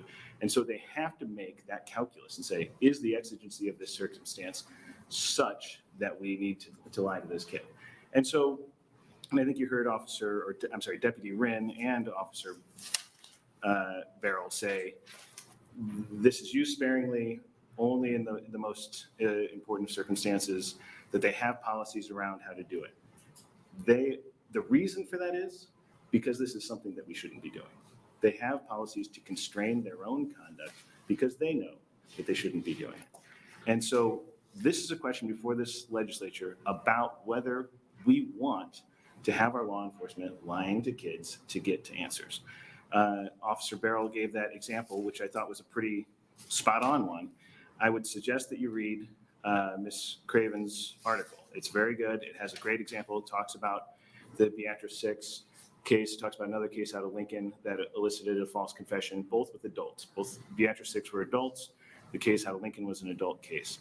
But what he described and what she has in her paper is a breakdown of the Reed technique, which is a technique under which officers lie. And the phrasing of what he said sounds very similar to what's described in that technique.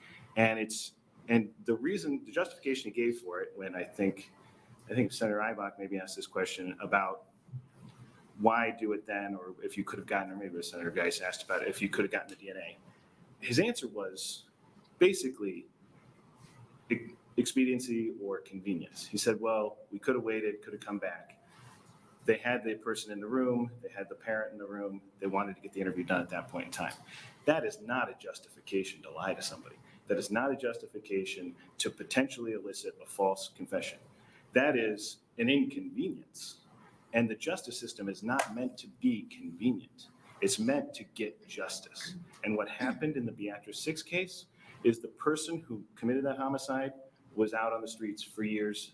And I don't remember if they committed other homicides, but in other cases, the example, well, I think this is in Miss Craven's case, Miss Craven's article about the,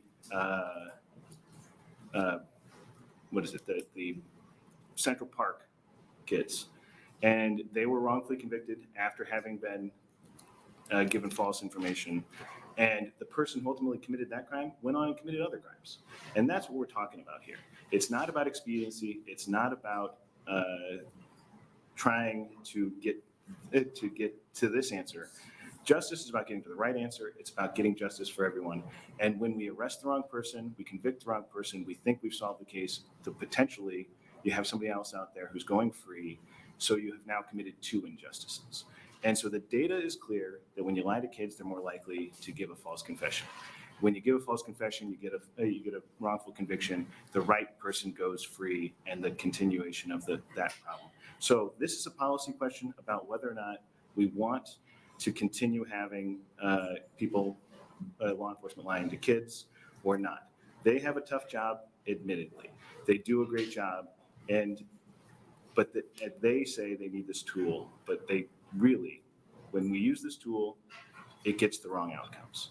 And so I think I addressed all items. If you wanted the section of statute, or Ohio, or I'm sorry, Utah is 80-6-206. And Senator DeBoer, undercover officers. I think the statute is pretty clear, or this proposed statute is pretty clear about this. It says a peace officer interviewing, questioning, or interrogating a juvenile in connection with an investigation. I think that already excludes undercover officers. I do think that there is an easy cleanup to that if we are concerned. And as to the comment that this is overbroad, it says communicating false facts about the evidence in a case, or representing communicating false facts, false information, or false statements to a juvenile regarding leniency in arrest, prosecution, disposition of such juvenile in juvenile makes certain statements, or if such juvenile makes such certain statements or admissions during an interview, a questioning, or an interrogation. Pretty specific. It applies to these very specific circumstances. And the comments, I mean, that was just an insincere constructive criticism. Because if you want to constructively talk about how to make this narrow, you'd come in and you'd say, we agree that we shouldn't be lying to kids, but this bill is overbroad. What you heard was, we need to lie to kids, and this bill is overbroad. So I'm happy to engage in a conversation that gets us to a place that effectuates the intent of this bill, which is preventing lying to kids. If there is an actual way to constrain this bill that is overbroad and has those unintended consequences, like potentially the undercover officers are implicated, I'm happy to have that conversation and figure out how to fix it.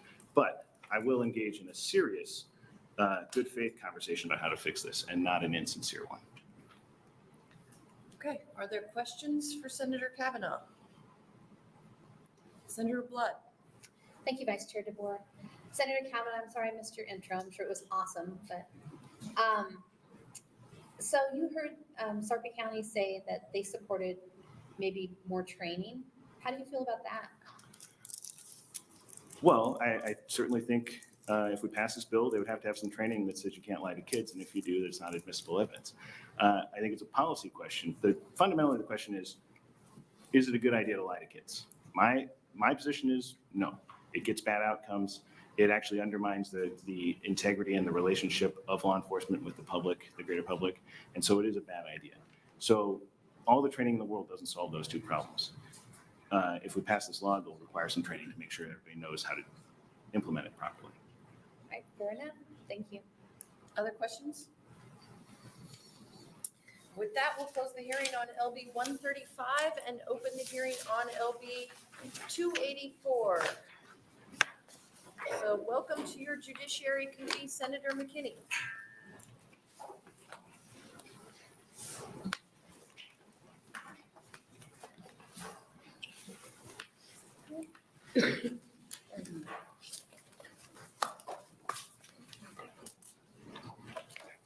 Good morning, Vice Chair DeBoer and members of the Judiciary Committee.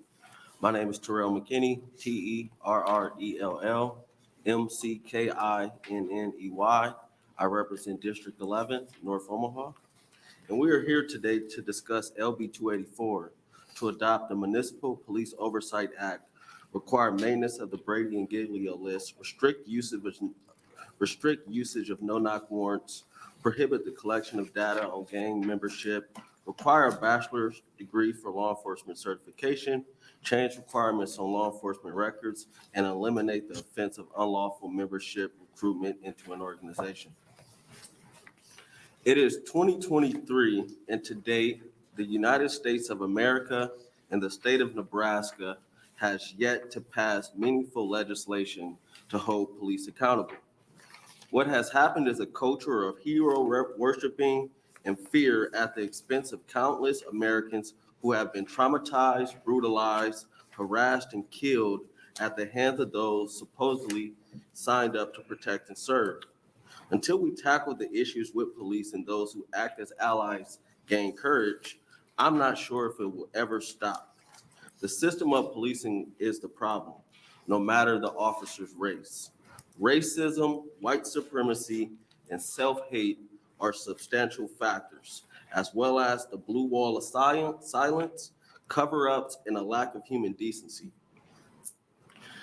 Opponents will come in here and say that they can police themselves, officers will be at risk, they won't be able to recruit, and a bunch of other outrageous comments about criminals. That being said, a report by the Equal Justice Initiative reported that the U.S. has the highest incarceration rate in the world. Over the last 5 decades, our country has criminalized an increasing number of behaviors and targeted Black communities and communities of color for over-policing and aggressive prosecution. Law enforcement agencies have outsized budgets while other vital community services are underfunded. In too many places, police engage in patterns and practices that undermine public safety and create harm. Thousands of Black people were lynched by white mobs in the past, often with the support and involvement of local police, and our government did nothing. The system of police and incarceration evolved as a way to maintain racial hierarchy after the Civil War. We will eliminate the scourge of police violence and abuse only if we address the centrality of racial injustice and inequality in America. Because the United States did not commit to racial equality, slavery did not end in 1865. It evolved into convict leasing and decades of racial terror as far as lynchings. Without an explicit commitment to ending racial injustice, the narratives that sustain it, law enforcement and other forms of racial control and mistreatment will continue. A system built on the foundations of slave patrols needs to be demolished and rethought. LB 284 is my part in doing so, and I will continue to do so until something meaningful is passed. Omaha nor the state of Nebraska has a pristine history. Although some will act like community police relationships are good, they are not, and the affluent and bourgeoisie do not speak for the masses. On the topic of municipal police oversight, I believe that it is needed because it should be apparent that the police cannot police themselves. An independent oversight with investigatory power should be needed. The current system does not work, and it has no teeth in the city of Omaha. Also, on the topic of Brady Giglio list, often called Brady list after Brady versus Maryland in 1963, where the U.S. Supreme Court case established that these lists are sometimes called the do not call, no call, disclosure, or exclusionary lists. Brady lists are ultimately a list of police employees whose involvement in a case as arresting officer, investigator, witness, or in another role undermines its integrity. These lists maintained by prosecutors should be updated regularly to ensure they include the most recent and comprehensive information. Brady lists are vital public information as they show which police employees have credibility issues and indicate whether prosecutors are following the law by maintaining and updating those records. Juries should know, for instance, if the police employee testifying before them have repeatedly been investigated, for example, for mishandling evidence, especially if they were deciding whether to convict someone based on that evidence. Crime victims should know that if police employees are handling their case and had a history, for instance, of coercive false statements from people, which could prevent the state from getting the truth.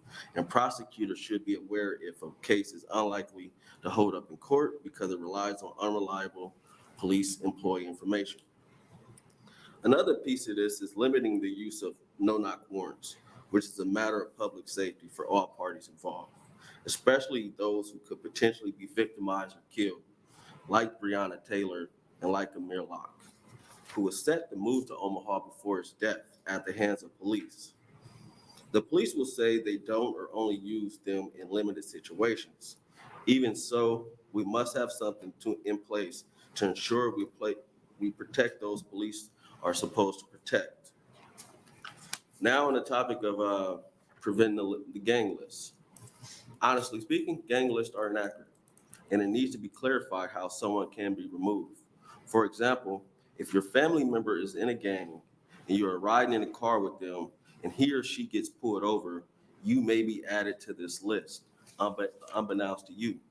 Now down the line, if you get in trouble or something happens, you'll go to court and the prosecutor will say, Suzanne Geis is in a gang also.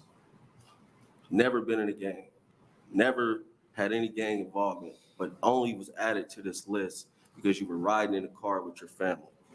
Even me as a state senator, I am more than likely on the gang list in the city of Omaha, and I'm a sitting senator right now. On the topic of bachelor's degrees for law enforcement, I have some reasons. And there's been studies, and people will argue there's counter studies that say there's no correlation. But research shows that overall college-educated officers generate fewer citizen complaints. They are also terminated less frequently for misconduct and are less likely to use force. And I've been receiving some pushback on this portion of the bill, and shockingly, one of the components I feel is really one that I feel is the most sensible. Requiring a bachelor's degree to become a police officer should have an education to have a license to kill, point blank, period. You need one to become a doctor, you need one to become a pilot, you need one to be an engineer creating machinery that could possibly kill someone. So why not have a license for an occupation that involves direct use of deadly force? This doesn't make any sense to me.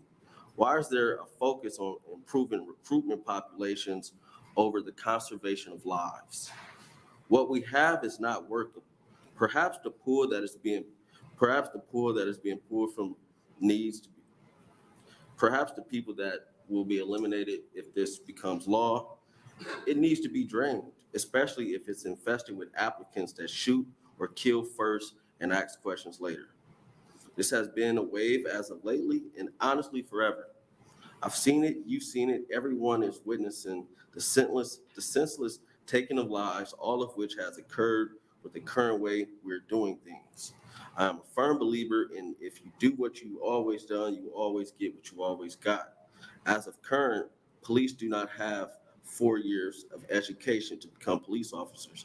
That's clearly not working, and we have to change something.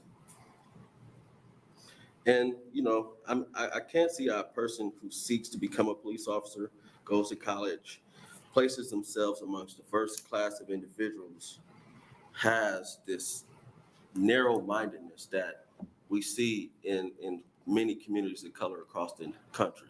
You get people fresh out the military or fresh from Western Nebraska thrown into these communities, and they don't have even a baseline foundation of understanding those communities. And that's the problem. And training just doesn't fix that. Because if training worked, the young man that was killed a little after George Floyd was killed, it probably would have been avoided because the lady that killed him was actually a trainer and training somebody during that situation, and she still killed somebody. And another popular word that has been used by the opposition is diversity. I find it quite interesting because if diversity really mattered in policing, the police force would be diverse right now, and it isn't. In fact, according to a Zippia data science team that estimates demographics and statistics for police officers in the United States using data for 30 million profiles after extensive research and analysis found within a 10-year span, much hasn't changed, and it's been rather constant in terms of diversity. I also think if an officer has, a 4-year degree, it can assist with community policing and problems-oriented policing. I think it also will enable officers to better relate with communities of color and minority communities. I think it will help officers identify the best practices, and hopefully, I hope that requiring them to get more education equips them to be better leaders in the community, and are not as, I don't even got the word, but that it's, hopefully they become better people. I understand that it's not an end all be all, and they still might kill somebody, but I would feel more comfortable knowing that they went to school and got more education before they were thrown into our communities. A couple years ago, we passed LB 51, and it established a database that is maintained by the Crime Commission. And last year, it was brought to my attention that the Crime Commission does not place active officers on this list. The argument was they kind of wanted to avoid making people uncomfortable. And it's not also known if active officers would even end up on this list, but the fact that they're just not going to do it is my issue. If it's an active officer who has a misconduct on the record, they should be on this list. And many think I hate the police, but honestly, I'm not a hateful person. My motive is about accountability and transparency. I'll speak on a few situations that have shaped my perspective outside of the injustices we see constantly on social media. As a kid, we were living in the projects in South Omaha, and it was getting raided. The police bust in, woke me up with a gun to my face, took me downstairs, and I witnessed them talking to my mom like she was less than human. That's one. On another occasion, I witnessed the police fighting my grandma, rolling up and down the hill, my grandma and 2 officers. I also have permanent scars on my head from being jumped by the Omaha police. And after they did it, they placed me in a car and asked me, did I want more, before they took me to the county jail. And, that's what shaped my perspective. I don't really care if people think I hate the police. Honestly, even if I did, I don't think it's valid. But that's neither here or there. I believe we need police accountability and transparency in the state of Nebraska. They come in here and scream about criminals and the need for new crimes, but they forget to mention the countless headlines in the news about officer misconduct, department discrimination, and aligning themselves with white supremacy ideology. We keep seeing it every year. A black man, not even just black people, it's people across the board being killed and brutalized by police. And we don't do anything but stand up and say we support blue, we love police and hero worshiping. But who's gonna hold them accountable?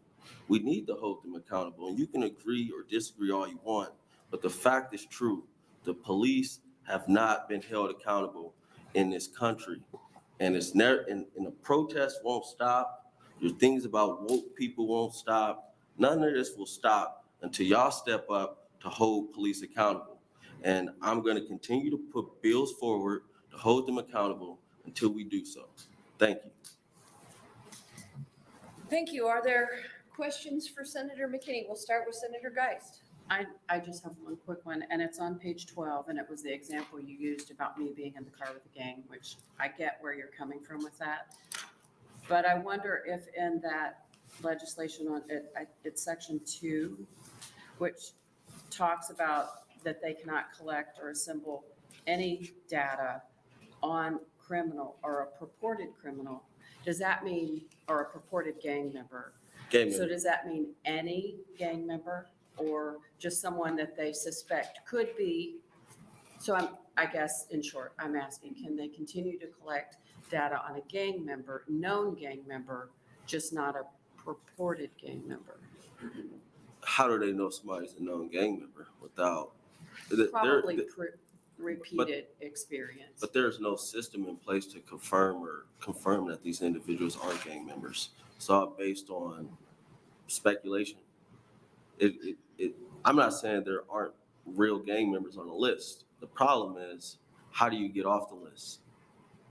If I'm 50 and I've changed my life, why am I still on the gang list? Okay, I get that. I'm just wondering about current gang members. Can they collect information? I don't think they should. Okay. Thank you, Senator Geis. Senator Decay? Thank you, Senator DeBoer. Thank you, Senator McKinney. Two quick questions. You talk about getting a bachelor's degree to possibly alleviate more financial burden to potential applicants. Would you consider, we've talked about this before, would you consider an associate's degree, which would be a shorter program, 18 months or 2 years compared to a 4-year degree? I'm honestly open. One, I feel like policing needs to be professionalized, and that's a huge part of the problem. You're pulling people fresh off the streets to become police. So whether it's an associate's degree or bachelor's degree, whatever education that they get, I believe they need it to equip them to be able to interact, especially with minority communities.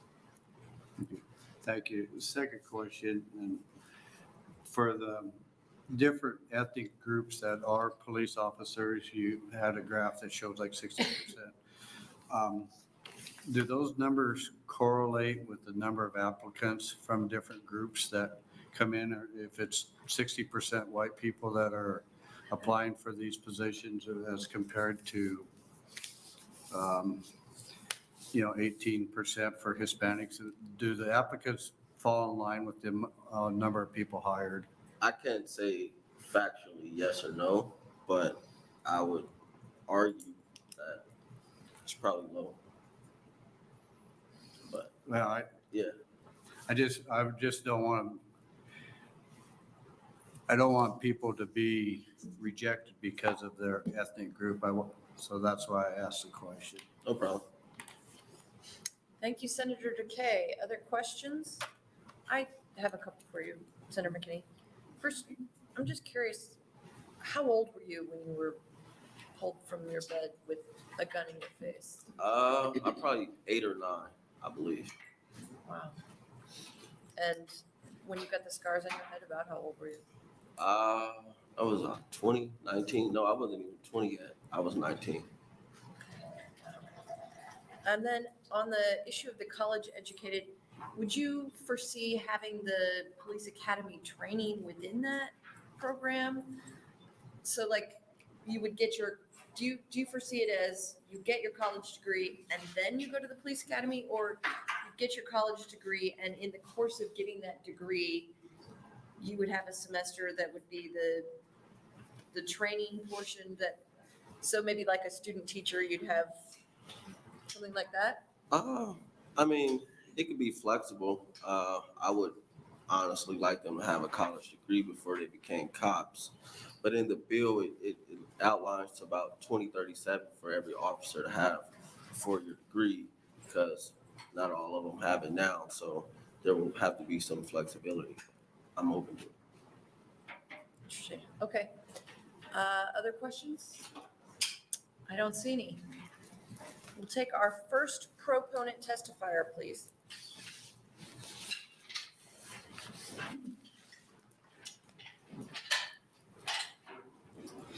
Good morning, Vice, excuse me, so like, catch my voice back.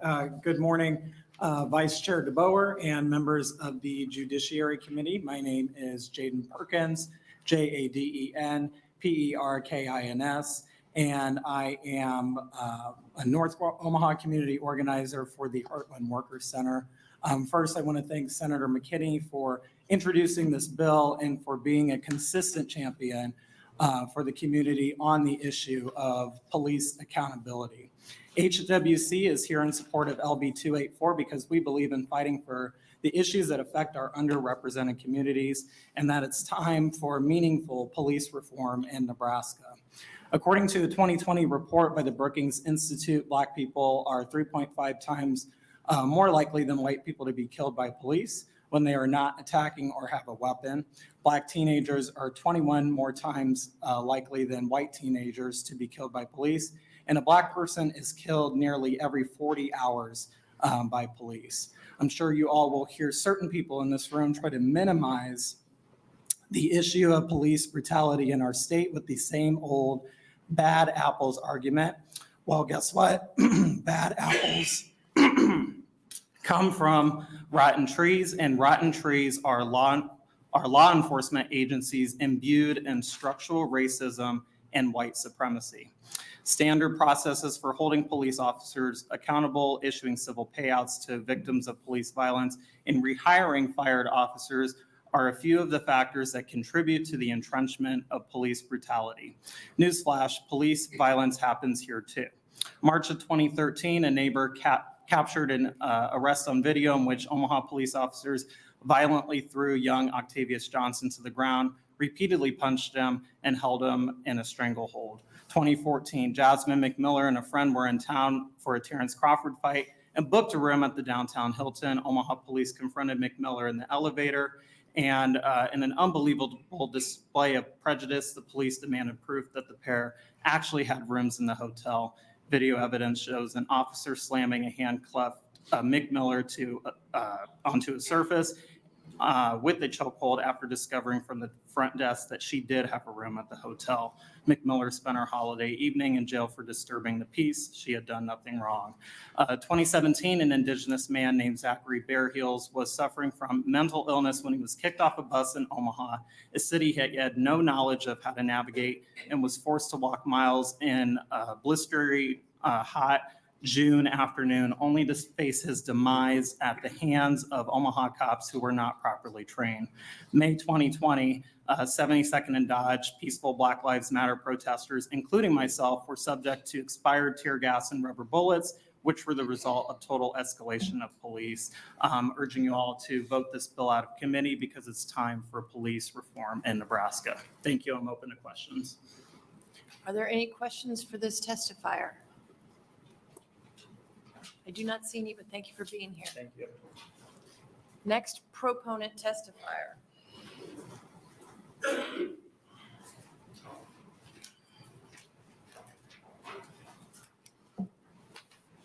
Hello, I'm Sherman Wells, SHERMANWELLS, and I'm here in support of LB 284 and its entirety. Give me a moment. For the sake of time, I'm only going to address a few things. The oversight board that I believe is necessary is going to be responsible for holding the police accountable. And that's one of the most important parts of the bill. My family has actually been impacted by the lack of police accountability in this state. In North Omaha in 1969, Omaha police officer Mark Loader shot and killed my 14-year-old cousin, Vivian Strong, as she ran away from him, and he received no consequences for that murder.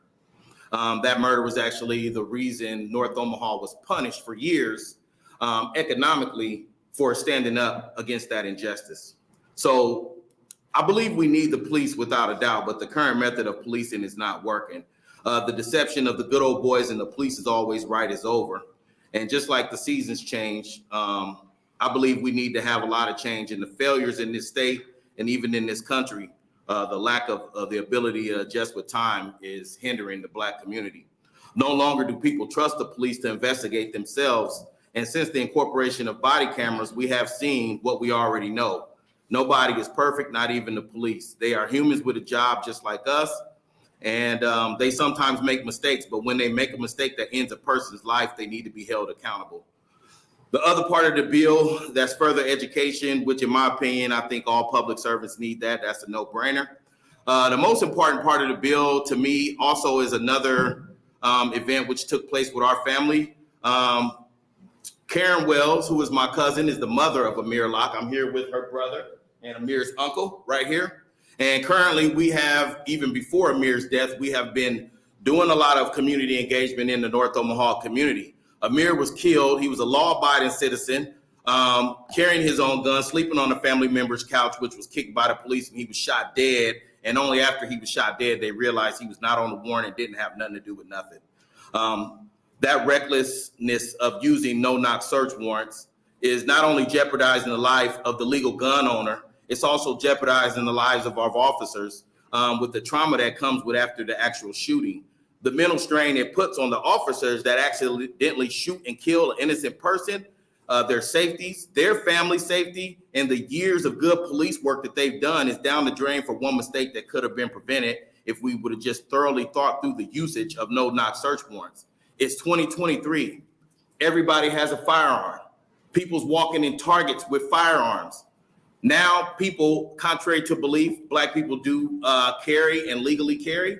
And so I think we need to get to a point where we're adjusting with the time and understanding that everybody has a firearm.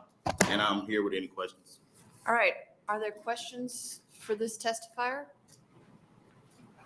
It seemed like you were about to get to a point, so if you want just another sentence or two. Yeah. 2 sentences. Well, and the real point is, like Senator McKinney said, that the lack of police accountability amongst Black people is really just tearing us apart. And we know police officers are necessary, but we want to see the real relationships established in the communities instead of the judgment that we've been receiving for years. I'm a victim of police brutality. I was picked out wrongly by the police and then beat down. And by the time the beating happened, only after that, when they brought the witness to the scene, they determined I was not the person. And so throughout the years, we've just been brutalized by the police. So I think everything that the senator has proposed in this bill, I'm a proponent of, for the simple fact that it's affected my family. It currently affects the people in our community, and I have grandkids and kids that this is going to affect if y'all don't take a stand and take this change and make the change that's necessary that the senator is proposing in this bill. Thank you very much. Are there any questions now? I don't see any. Thank you so much for being here. All right. Next testifier, next proponent testifier.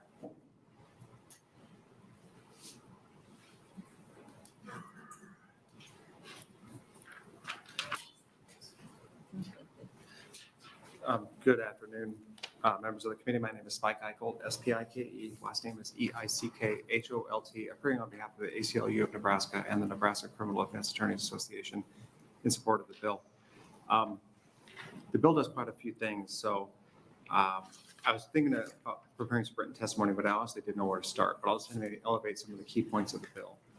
First, the bill does create sort of a model standard for municipal fleet oversight entity. And it applies to cities of Lincoln and Omaha. There are oversight boards in both Lincoln and Omaha. They vary to a certain extent. In our opinion, this would make these committees or these oversight entities much more robust in the sense that it does provide them with subpoena power. It does provide that they are public bodies and will have public testimony. Omaha's state advisory committee is generally not public, and their findings aren't public. Lincoln's they do have regular meetings and it is public, but they don't have subpoena and an actual investigatory authority. And this bill provides sort of a template for providing that. The bill also makes some reforms to search and arrest warrants and prohibit or at least limit when no-knock warrants can be done. If you want to look at what our current law provides for, it's on page 8, lines 5 through 20. We don't really have the phrase no-knock warrant, but judges have the authority when they issue a search warrant to sort of allow law enforcement to not give notice of their authority and purpose, which under the law basically means they can smash in the door. It does provide it can be done sort of with a felony only, but there's not necessarily an actual finding, at least in statute, that warrant that authorizes no notice to be given needs to be for a violent felony or there's any sort of risk to officers. I will submit that the current practice is that when they are applying for a warrant, most judges are going to expect some sort of articulable facts before they will authorize entry without notice. But what Senator McKinney's bill does is actually provide that in statute, which we would submit as a good plan. The bill also requires sort of a maintenance and public accessibility of the Brady and Giglio list. And it does require the prosecutor to do it as well. If you're not familiar with Brady versus Maryland, it's basically a duty on the prosecutors and the state to disclose exculpatory information to the defendant, whether the defendant asks for it or whether the defendant knows about it. And in the context of if a police officer, is there some reason to believe that officer's credibility, something they've done on this case or another case, the prosecutors have an affirmative duty to disclose it to the defense lawyers. I will say, as a practicing defense attorney, I didn't always get Brady disclosed to me. I find out about it sometimes. It was always provided by the prosecutors. In their defense, I think admittedly sometimes prosecutors don't know about it. There are separate offices from the police department. Some of these things are shielded due to internal affairs investigations, due to union agreements. But what this bill does is it rightly provides that this will be public and provides a process for having that list be publicly available so that everyone knows. I guess I see my time's up. I'll answer any questions if anyone has any. Are there any questions for this testifier? I do not see any, Mr. Eckel. Next proponent testifier. Next person who's here to testify in favor of the bill.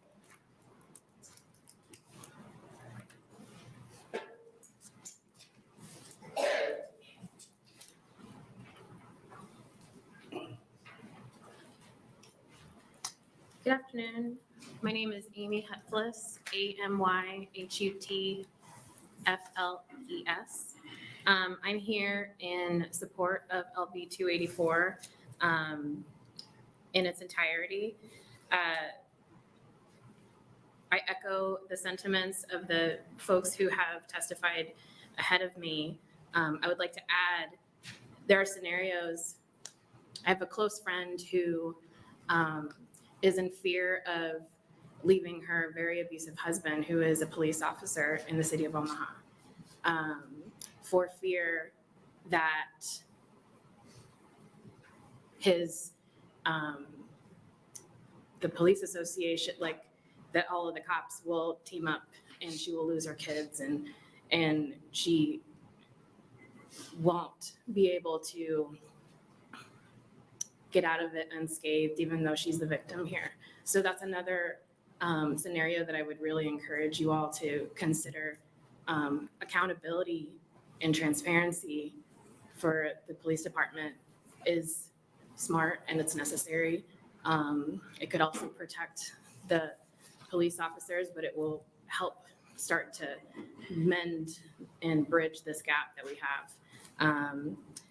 As far as the education part, critical thinking is something that is taught and learned when someone has a bachelor's degree or an associate's degree, and that can only help when police officers in the city have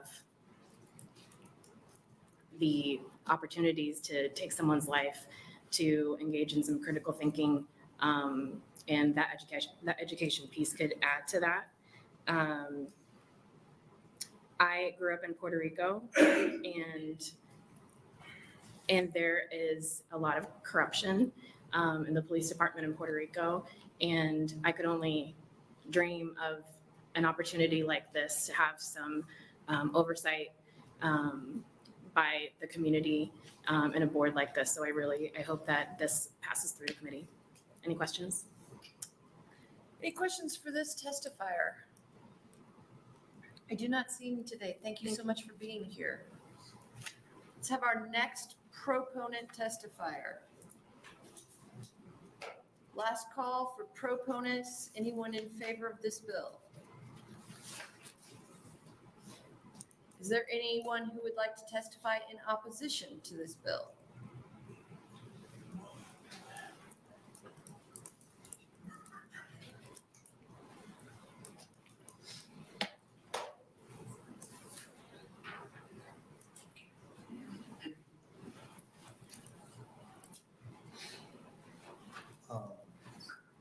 Francis Kuhlman, Kuhlman. This microphone is not sensitive enough for the people in back to hear. You notice I'm 6 inches away and they can probably hear me well, but most of your people sit back here and talk about this volume and they can't hear and understand. So please consider changing that in the future. I'm against this bill as it's currently written Because why limit the field of hirees just from those who graduated from college? I think that's a mistake. Secondly, college does not encourage critical thinking from what I've seen. College stifles critical thinking. If you want to make the grade in college, you're going to parrot back to that professor what the book says or what he wants you to hear. So that's a myth, I believe. So I'm against this as currently written. And secondly, are we really not going to collect gang member data? That is just such a huge mistake, in my opinion. Okay, now, the guy that testified first, I guess, said, I'm probably on a gang list. Well, he may be, but that just means that the gang list is sloppily kept. And if he thinks he's on a gang list, he needs to file an affidavit in court saying, either I used to be in a gang, but now I'm no longer, or I've never been in such and such a gang, et cetera, and I swear to it this day, January, February, whatever, so that cops will know what the affidavit says when they arrest him, or when he's pulled over, and okay, he's not on a gang list, so we don't need to give him special treatment. When he's in court testifying, maybe he's been accused of a crime, it's an easy matter to take the stand and say, no, I'm not on a gang. So that's swearing under oath. Our voter registration rolls contain many dead people and people that have moved out of state, but they're not perfect. That just means we need to true up our voter registration rolls, but no one is saying do away with the voter regi rolls. So let's not do away with people that are members of gangs either. It's easy to prove whether they're in a gang. Well, I shouldn't say easy, but it's possible. Cell phone data, you can track whether they've been to the gang house 50 times in the last 2 years. Was there a gangland murder, that's happened? Were they there? Check on their cell phone record there, or their criminal record. Have they hanged out with and committed fellow crimes with fellow gang members? Do they have the MS-13 tattoo on their cheek, etc.? It's not impossible to prove that someone's in a gang. Any questions? Any questions for this testifier? I do not see any, but thank you for being here. Thank you. Next opponent testifier.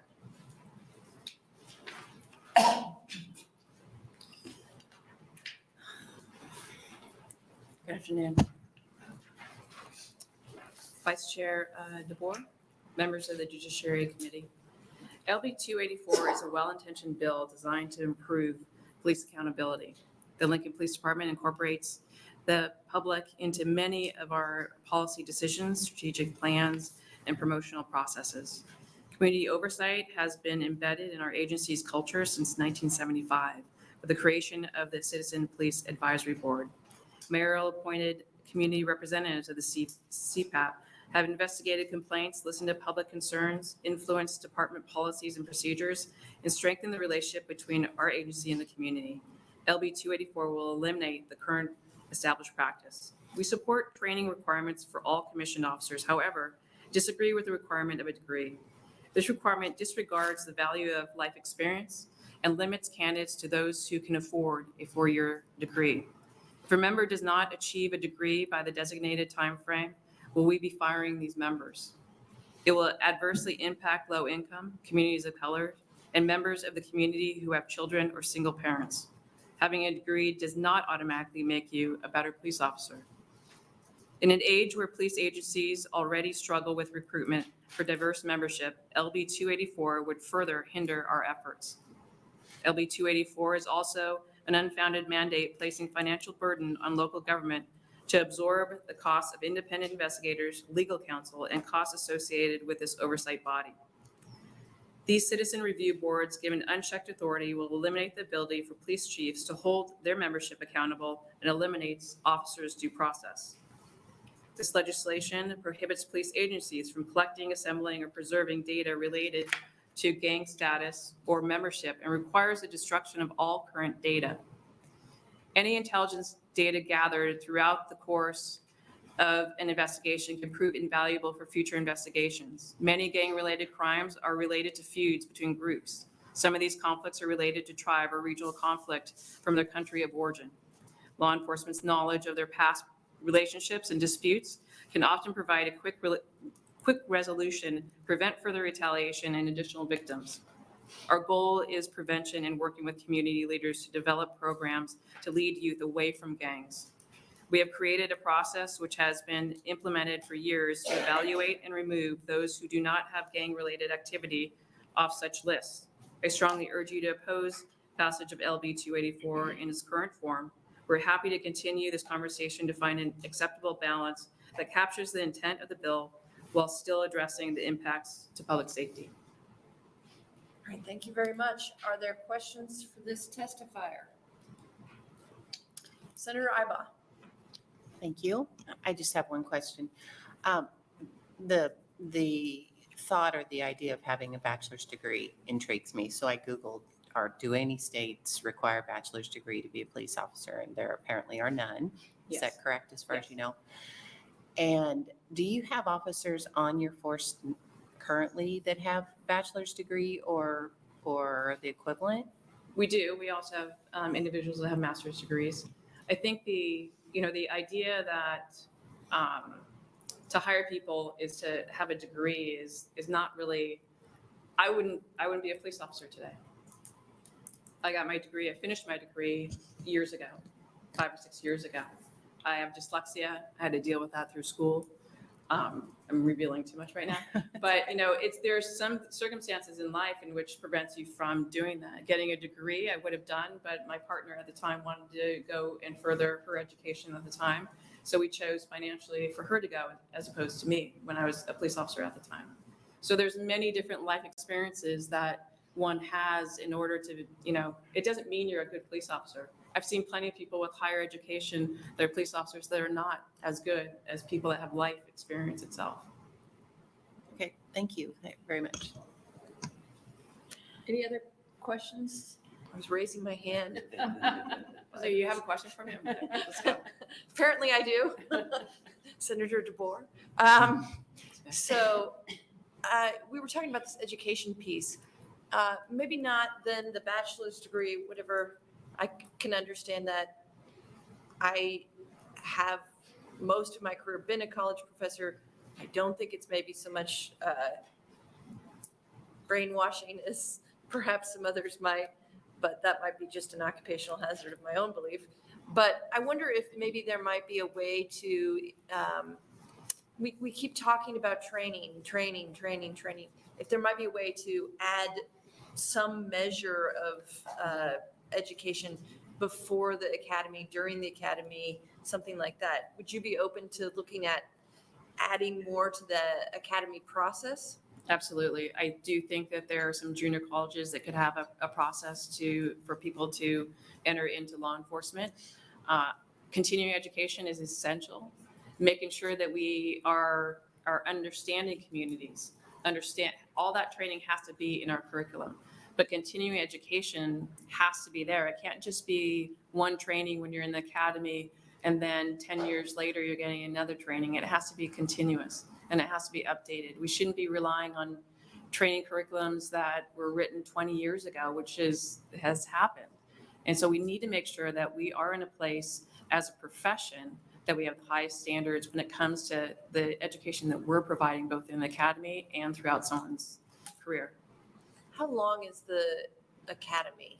You're going to ask me that question. So right now it's 6 months. We're looking to really further that more, to provide, duty to intervene is something that has been in discussion, and that is something we've implemented now. All these classes have to be reviewed, and I hope to really have a strong curriculum for our new members. Can you give me a sense of what the structure is like? What percentage of the time in the academy is spent doing sort of hands-on training on, I don't know, driving and weaponry and et cetera? And what percentage is sitting in a classroom learning about communities and about police theory and some of those kinds of things? Right, I can send you our curriculum. But, you know, overall, we have a lot of time in the classroom because you have to learn about law, you have to learn about arrests, Fourth Amendment, a lot of different things you have to learn. Yes, there's hands-on, a portion of it, and then driving. And then at the range, we have intense conversation and applying de-escalation tactics throughout the entire academy, because that's important. You don't, when I came in the 90s in law enforcement, you rush in and you grab people out of a car. That was the training. That's what you did. Today, it's time and distance. You're taking your time. You're looking at the totality of the circumstances and you're making a decision. And so we try to put that into our curriculum and really reinforce that with everyday training. Okay, thank you. Senator Geist has a question. Thank you. I do have a question. If you would speak to training as it's ongoing, and maybe in addition to that, what you do specifically for cultural training for different populations. So so as far as the training goes, we have every state has their own requirements for recertification every year. So our officers go to training and take that curriculum, but we offer additional training. For instance, when I came in, we have our SROs that have mandatory training, patrolling the teen brain, which is very important in my mind because they're interacting with youth almost every single day. But, you know, we do have some curriculum in which is required by the state, but also by our department. And the second question, I'm sorry, was about specific to cultural training. So we have that in the academy as well. And it is part of our review for officers that they are interacting and going to community groups. They're Lincoln Police Department, you know, I've said this before, is I'm very proud of them because they are going to the different community groups and they're always interacting with different communities.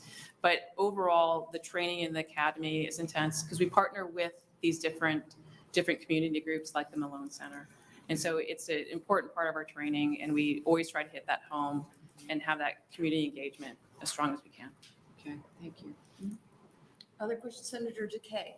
Thank you, Senator DeBoer. In the academy, what's the average size of classes that start the academy and what's either the graduation rate or the fallout rate per class? Yeah, so we have, right now we have 11 members in the academy. We go up to 25. What we try to do is we want the best.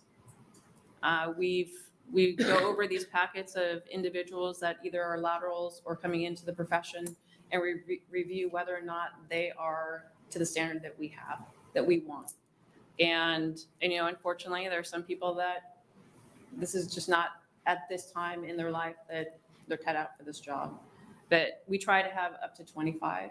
You know, a lot of people are retiring right now. A lot of people, because of everything that's happened in the last 5 years, that they're changing professions overall. But we really want the best of the best. Those that can think through different situations. They have to go through a polygraph. They have to go through a psych. If the person that did the psych tells me that they're not ready or they have some concerns, then we listen to that. I can fill a class every 6 months, but we have to have the right people doing this job. Other questions for this testifier? I do not see any. So thank you very much for being here. Next opponent testifier.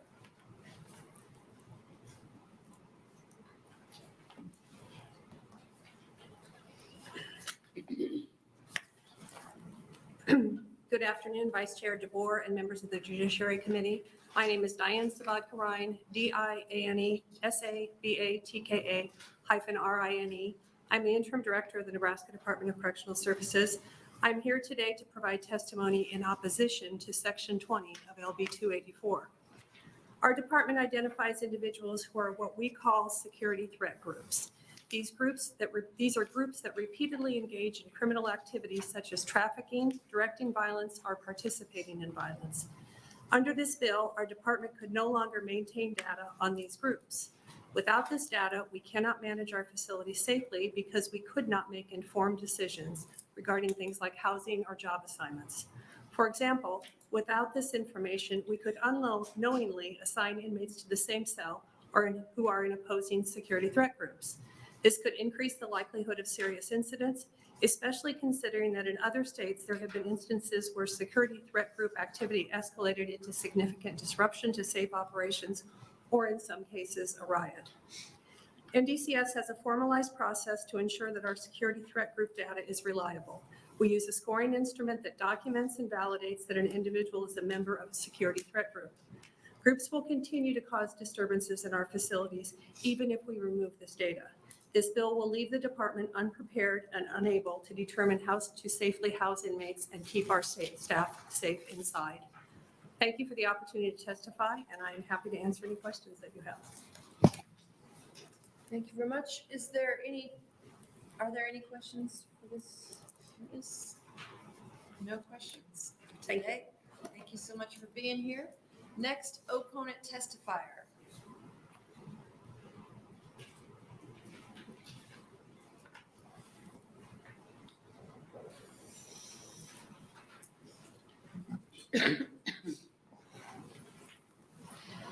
Good afternoon, Senators. Appreciate your time this afternoon.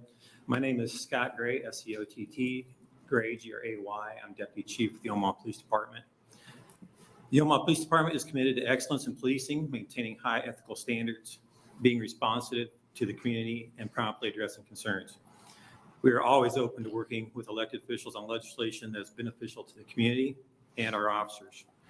Unfortunately, we must oppose LB 284 in its current form for the following reasons. Regarding civilian oversight, Omaha already adheres to national best practices on civilian oversight.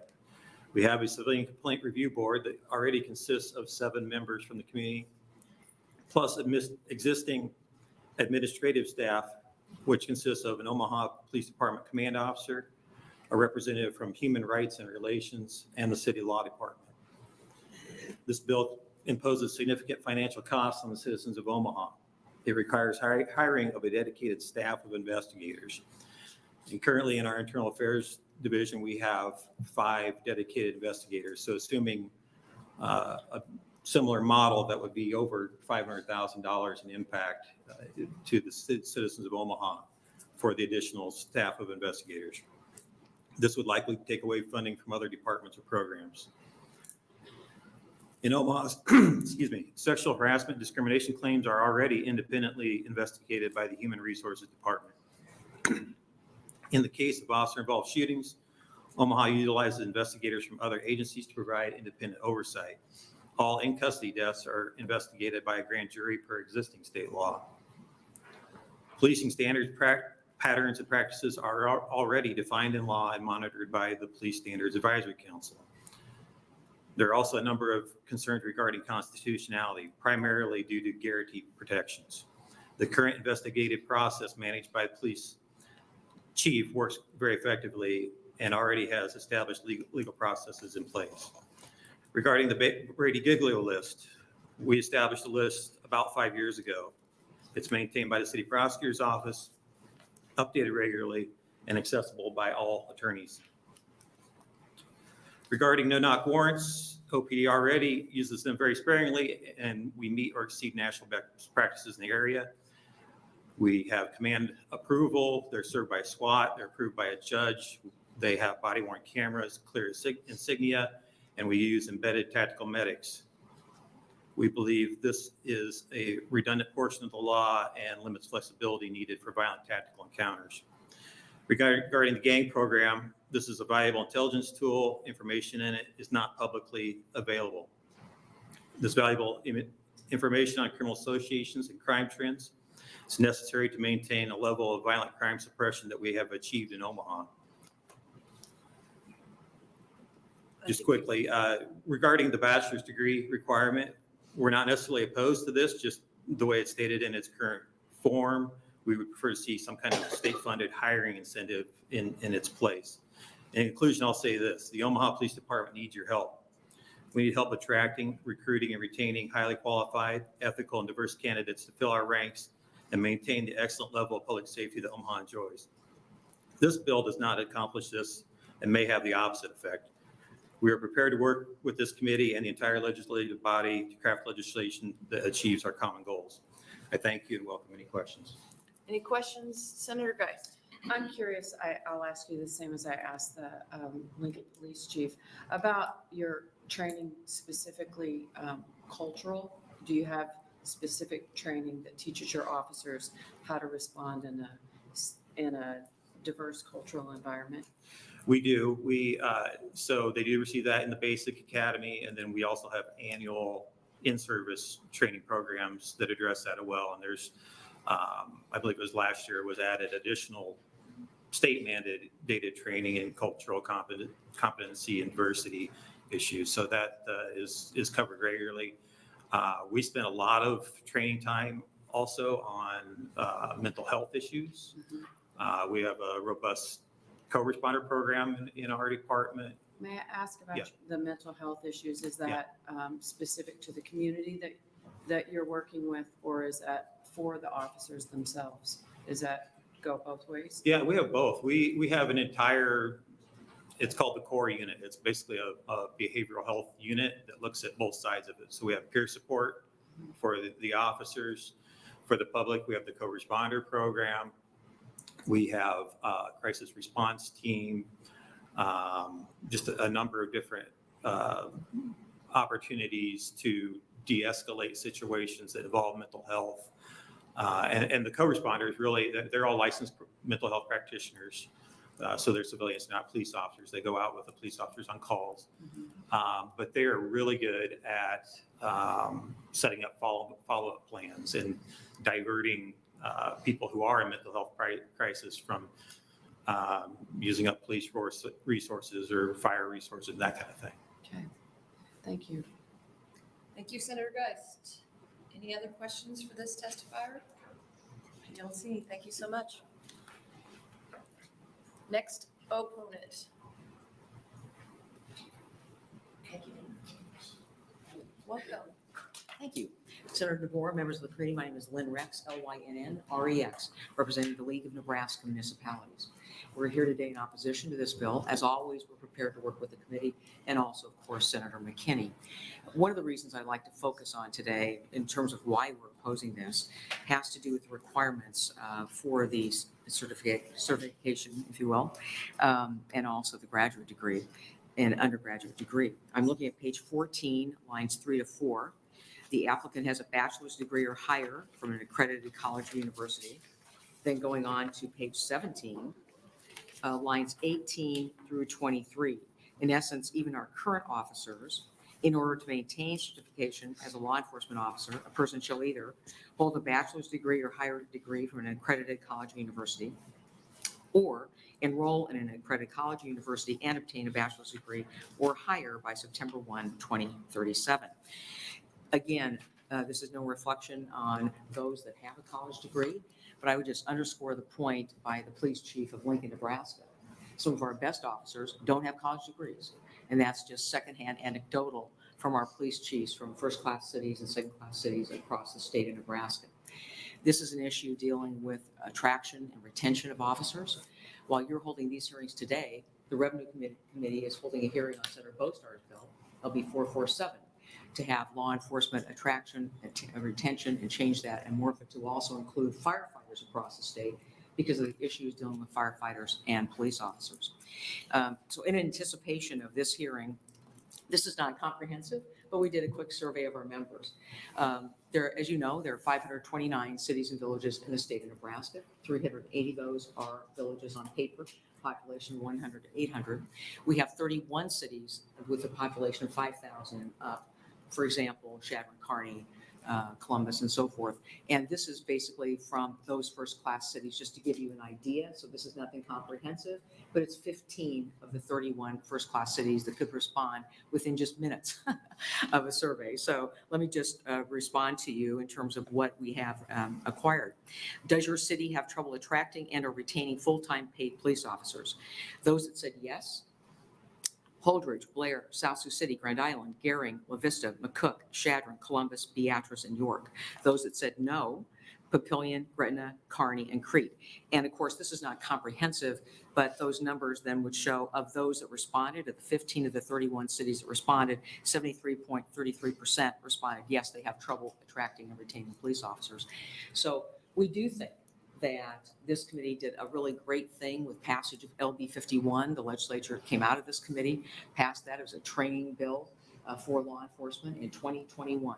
And that bill, you know, I'm at closure here, but it had a number of provisions in it. I'm happy to respond to any questions you might have. All right, are there any questions? Doesn't look like any. Thank you so much. Thank you very much. Thanks for your consideration.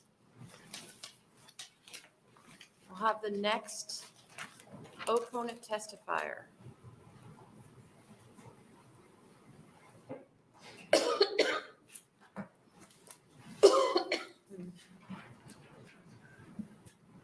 Good afternoon, Vice Chair DeBoer. Senators, the Judiciary Committee, my name is Corey O'Brien. It's COREYO''BRIEN. I'm Chief Prosecutor in the Nebraska Attorney General's Office.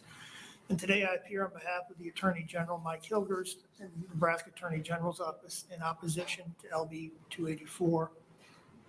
While the Attorney General's Office would echo many of the sentiments made by the previous opposition testifiers, I'd like to use this opportunity to highlight one section of the bill in particular.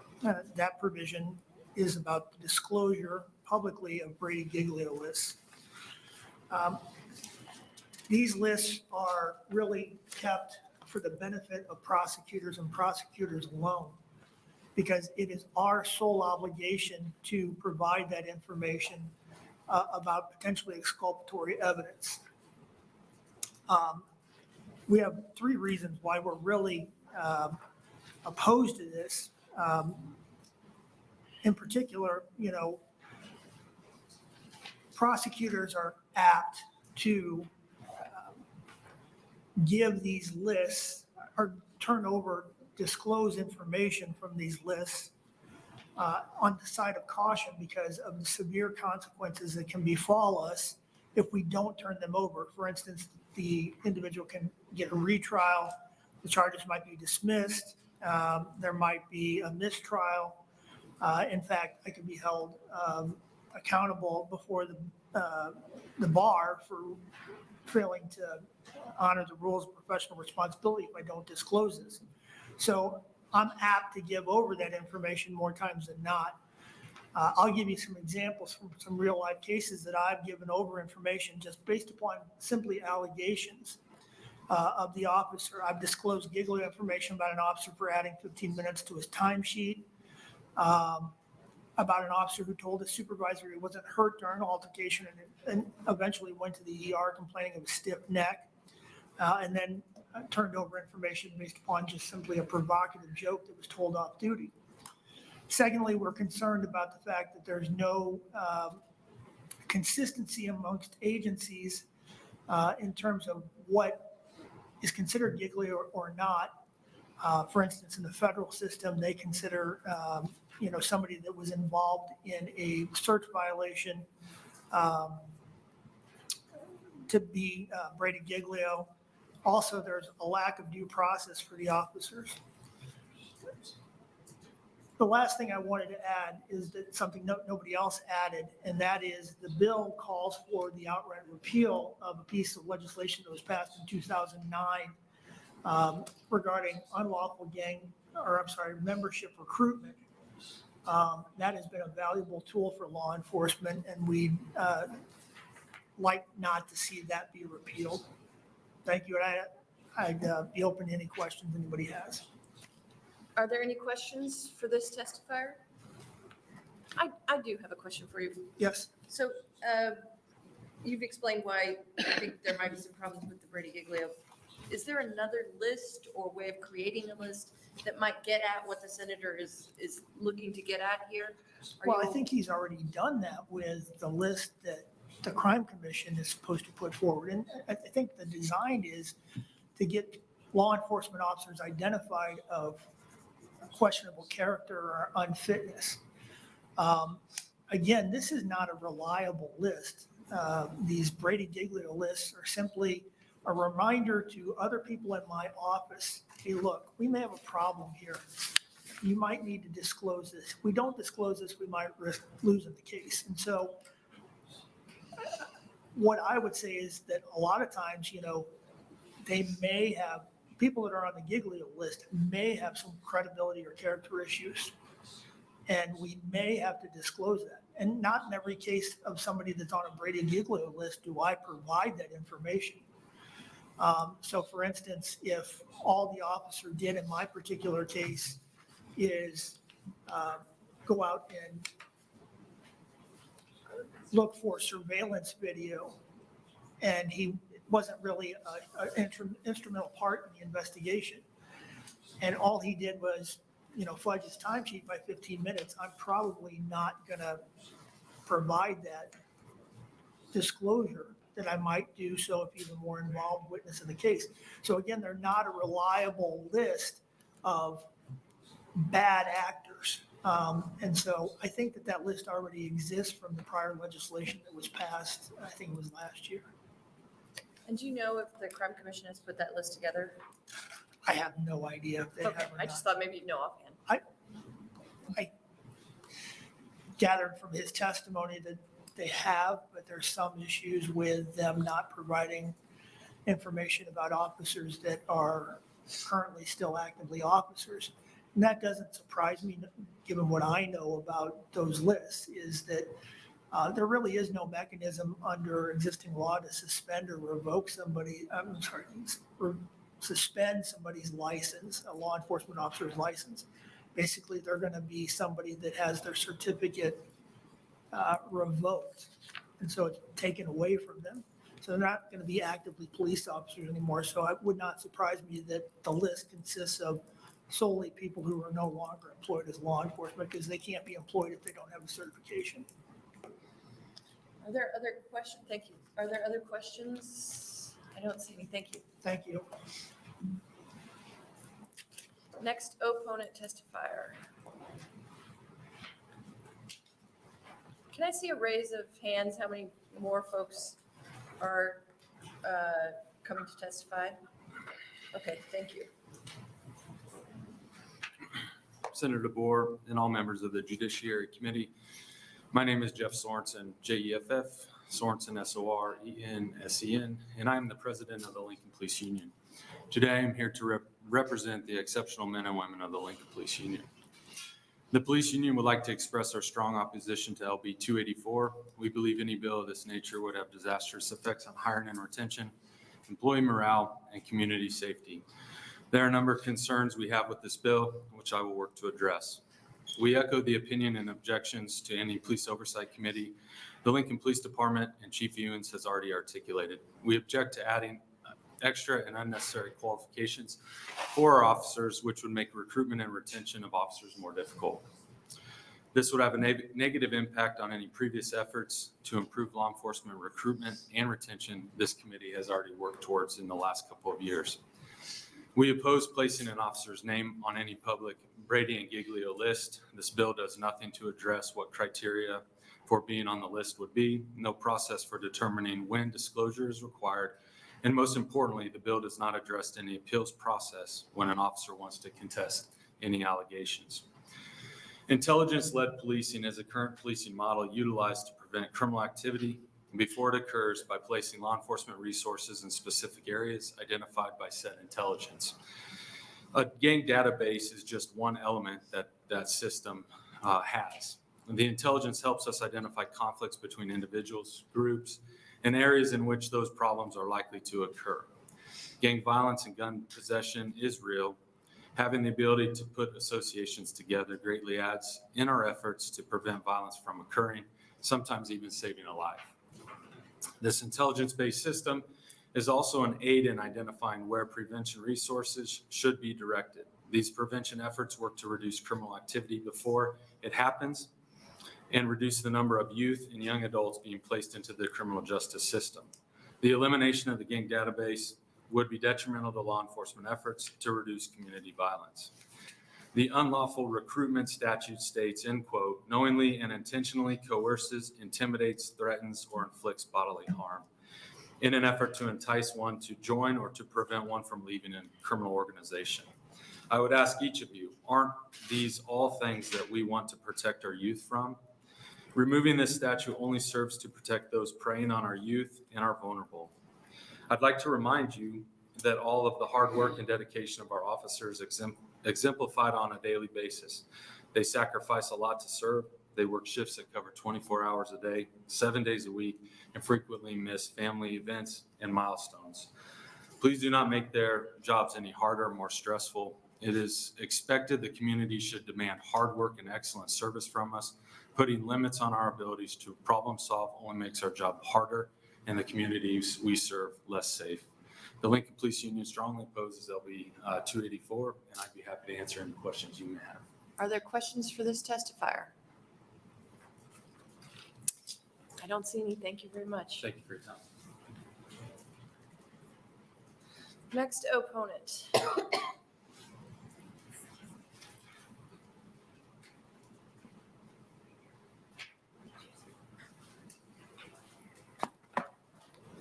Good afternoon, Vice Chair DeBoer and members of the Judiciary Committee. For the record, my name is Elaine Menzel.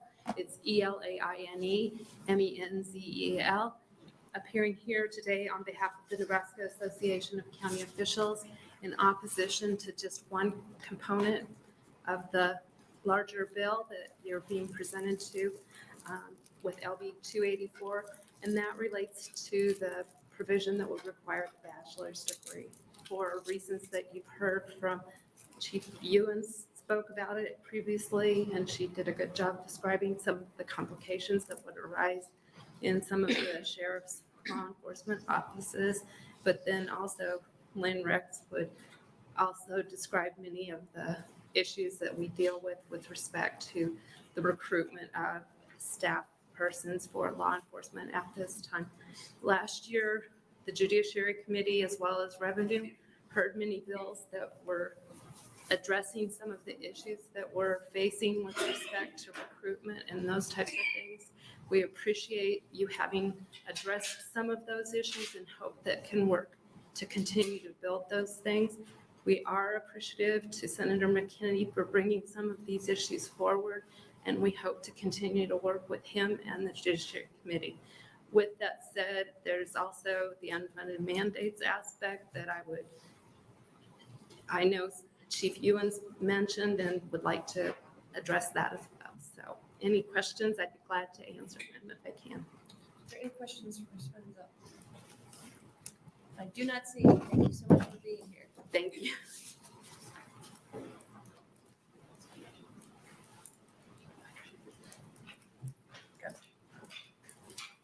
Next opponent.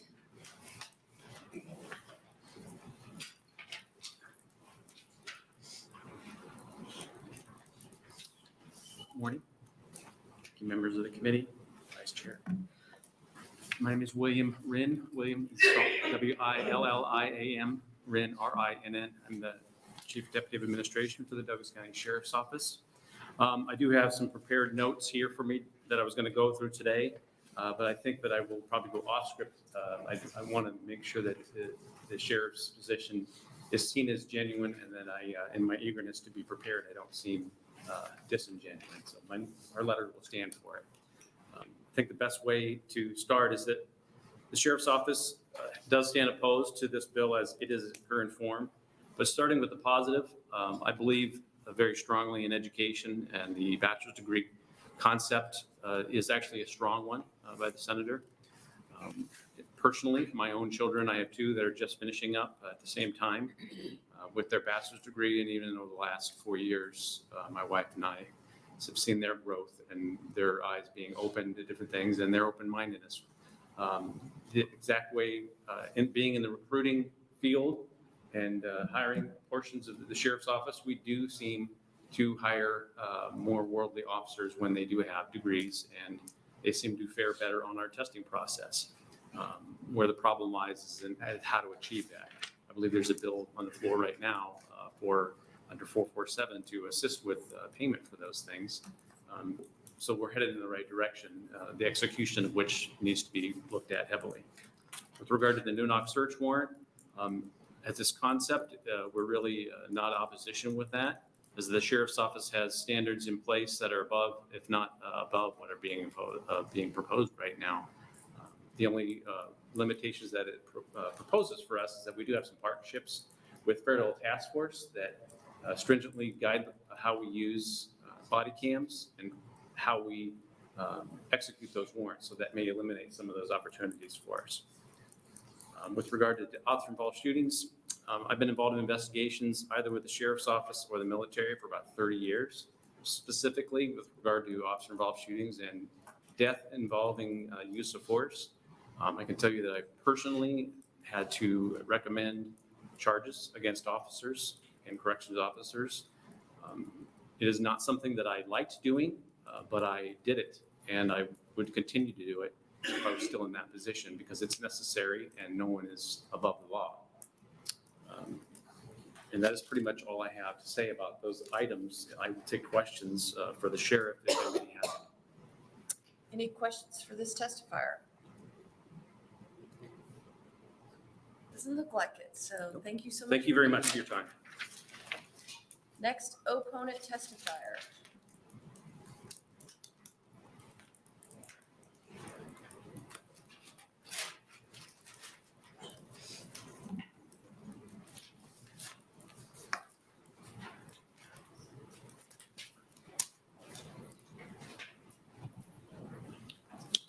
Hello again, members of the committee, senators. My name is Matt Barral, Mattbarrall. I am the vice president for the Nebraska Fraternal Order of Police, here speaking in solid opposition to LB 284. For most of the reasons that have already been stated by those in positions that are far more educated than I am. But what I will speak to are two of the things that they have been spoken about. One is the college degree. I have a 4-year degree. It was from an excellent university in the state of California. I did find that it gave me very good critical thinking skills, which I think have helped me as a law enforcement officer. However, I know many, many law enforcement officers who did not have the benefits that I did growing up to get that 4-year degree. I think that making that and putting that in place would severely limit some of the excellent officers that we could obtain, not based on education, but based on economic background. I think we would lose diversity.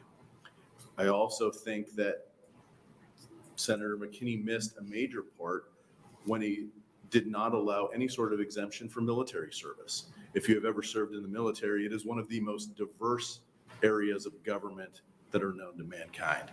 And many of our very good officers that served 4, 6, 8, 20 years in the military have never had college degrees, and yet they are excellent officers.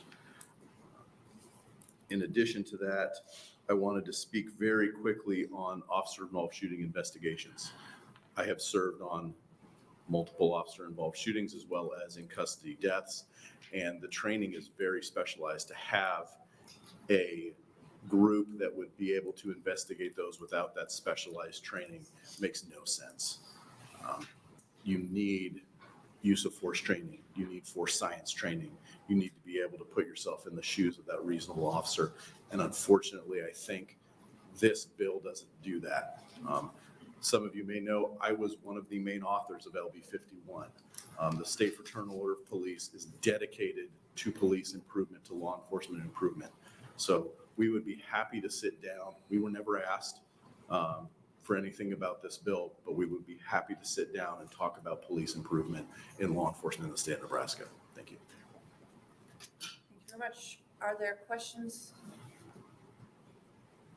Don't see any this afternoon, so thank you very much. Next, opponent testifier. Anyone else who would like to testify in opposition to the bill? Now we'll move to neutral testimony. Is there anyone who would like to testify in a neutral position?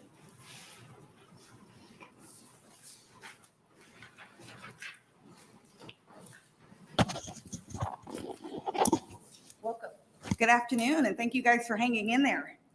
My name is Connie S. Edmond, CONNIESEDMOND,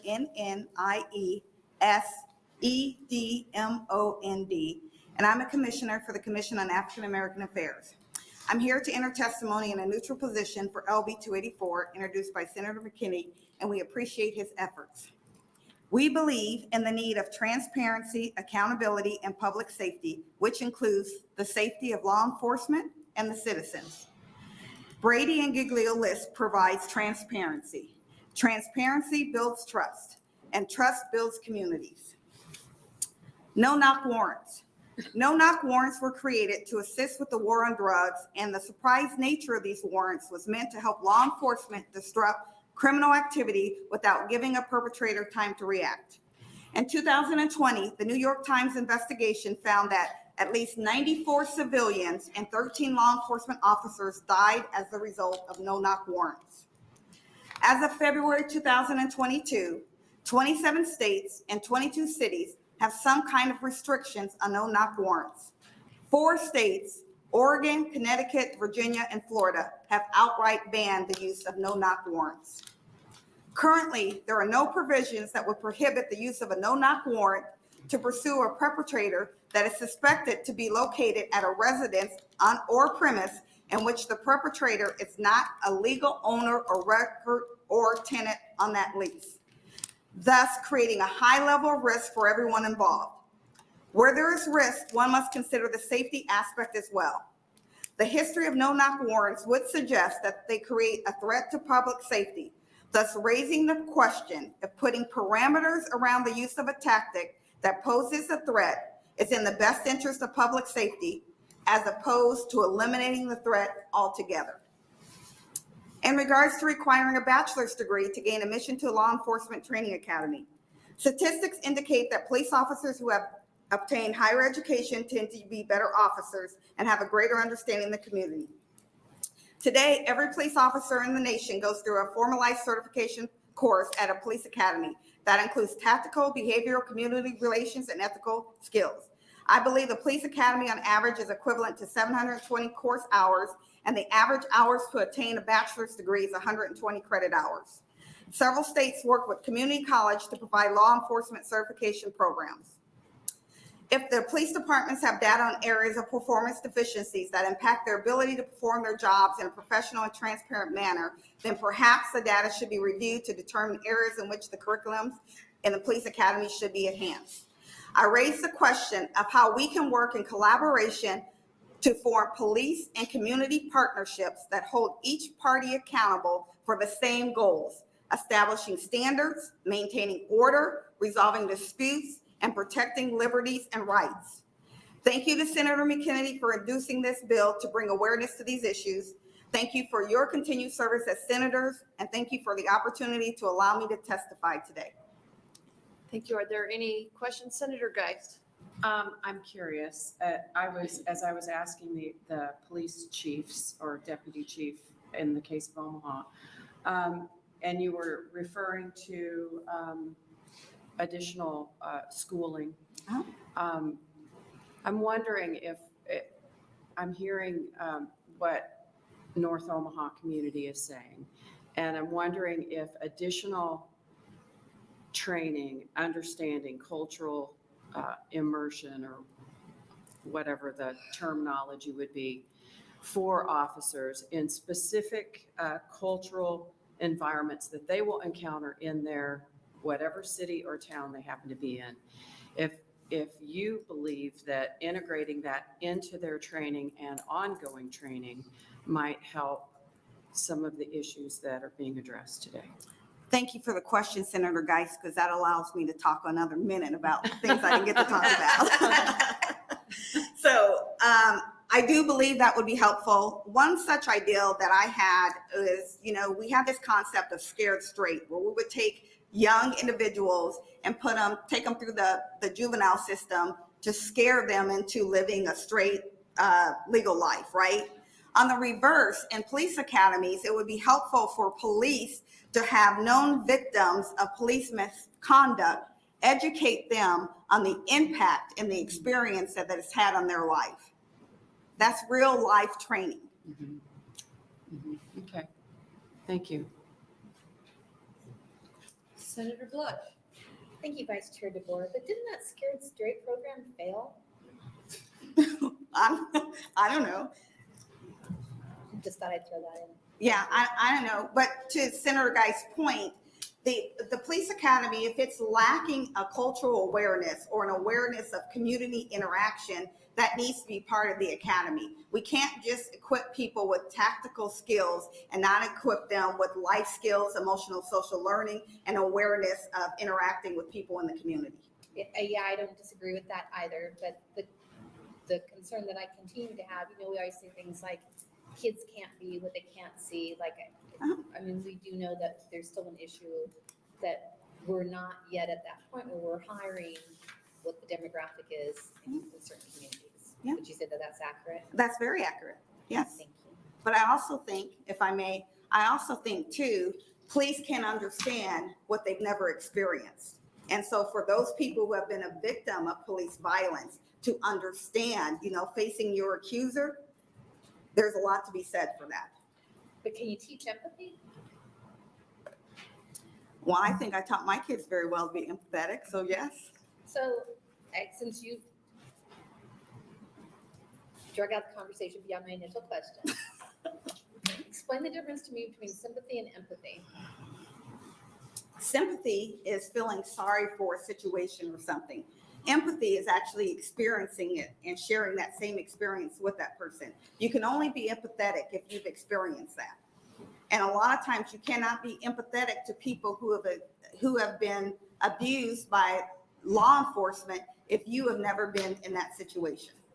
And I think we all are sympathetic when we see Tyree Nichols and police brutality. We're all sympathetic to a person being mistreated or abused. We're all sympathetic, but we can't be empathetic if we've never been that person on the bottom of that pile getting beat by a baton or being tased by a taser. You can't be sympathetic to that. We'll have to talk via email because I don't agree with that definition, but I was curious since you brought that up. So, that's okay. We can agree to disagree. And I'm not disagreeing with you. I was just I used to do crisis counseling, so I think the definition is a little different.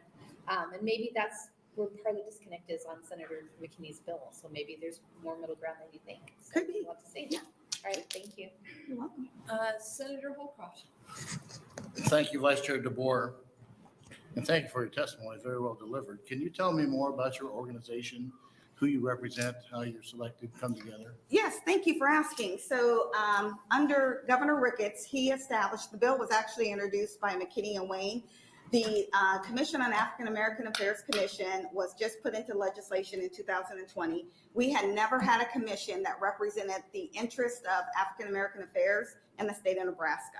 So we're just a new commission forming to promote the rights and the advantages for economic, healthy, safety, wealth, and education for Black people in the state of Nebraska. Okay, thank you very much. You're welcome. Thank you for the question. Are there other questions? I do have one for you. Is there a concern, it seems like maybe you'd be in favor of the bachelor's degree required for entrance into the academy. Is that accurate? I would be in favor of education that enhances but not eliminates or discriminates for people to be a part of wanting to serve our community.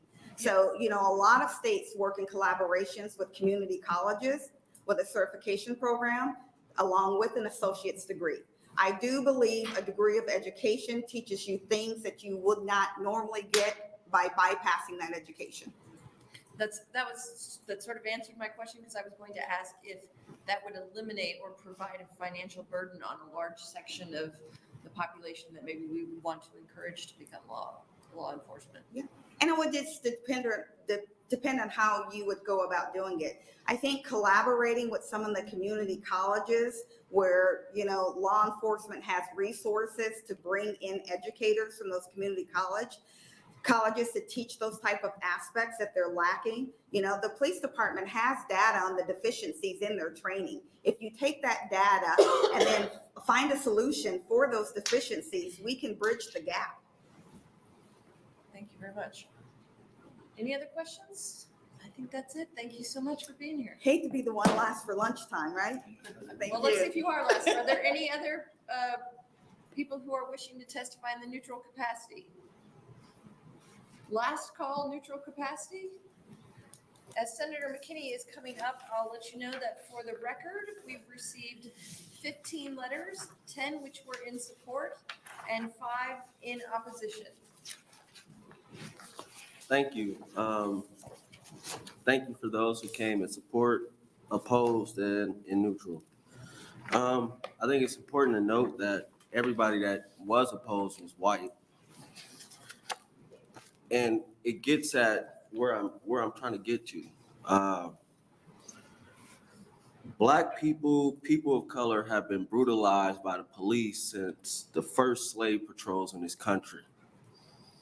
And every time we stand up to ask for some real accountability, a bunch of white people stand up and say no, or it's too far, or you're doing too much. But they don't think about the trauma that we have to live through on the daily in our communities because police and people that claim they are allies stand up and say no to what we are asking for. The oversight, whatever advisory committee in Omaha is a mess. One, they're appointed by the mayor. You have people on the mayor's staff on the board. The mayor has a close relationship with the police department in Omaha. I find a lot of conflicts of interest there and biases that will arise. Police don't want Brady List to be public because it's inaccurate and doesn't have due process. My same argument is the same one for gang lists. Inaccurate, no due process, and no clear way to get off those lists. So you don't want Brady List public because you believe they're inaccurate. I don't want gang lists because they're inaccurate. Y'all don't want people to go to school for degrees, but just imagine if I graduate high school, I apply at Emmanuel Hospital in Omaha and say I want to be a surgeon. Everybody would look at me like I'm crazy. But being a surgeon, you're put in a position where you get between life or death in those situations.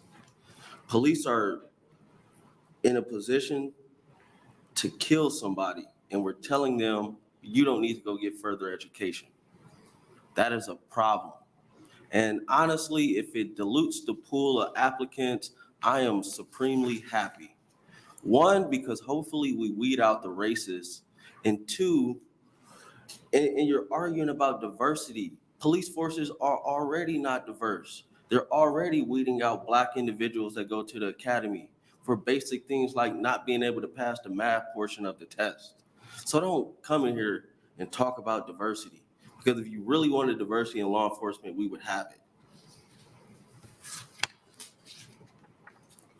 And I'm just honestly just fed up with just the conversation, honestly. I mean, it's clear police want to police themselves because they want to police themselves. They want to have committees or oversight committees where all officers could be on there so officers can scare and intimidate people who are on there from actually doing what they're supposed to do and holding police accountable. It's so crazy, and it's not eye-opening, it's just, more clarification that people don't care about Black people in America, especially when it comes to police relationships with Black people. And that is the problem here. There will be another Tyree Nichols, there'll be another Amir Locke, there'll be another Breonna Taylor, there'll be another Michael Brown, and so on, until y'all step up and we step up to actually pass things that hold them accountable and be transparent about it. And if y'all don't want that to happen, just sign up to fund every funeral for every Black man and woman and kid killed by police over these next years, because that's what's gonna happen. Thank you. Are there any questions for Senator McKinney? I do not see any. With that, we will close the hearing on LB 284 and this morning's hearings.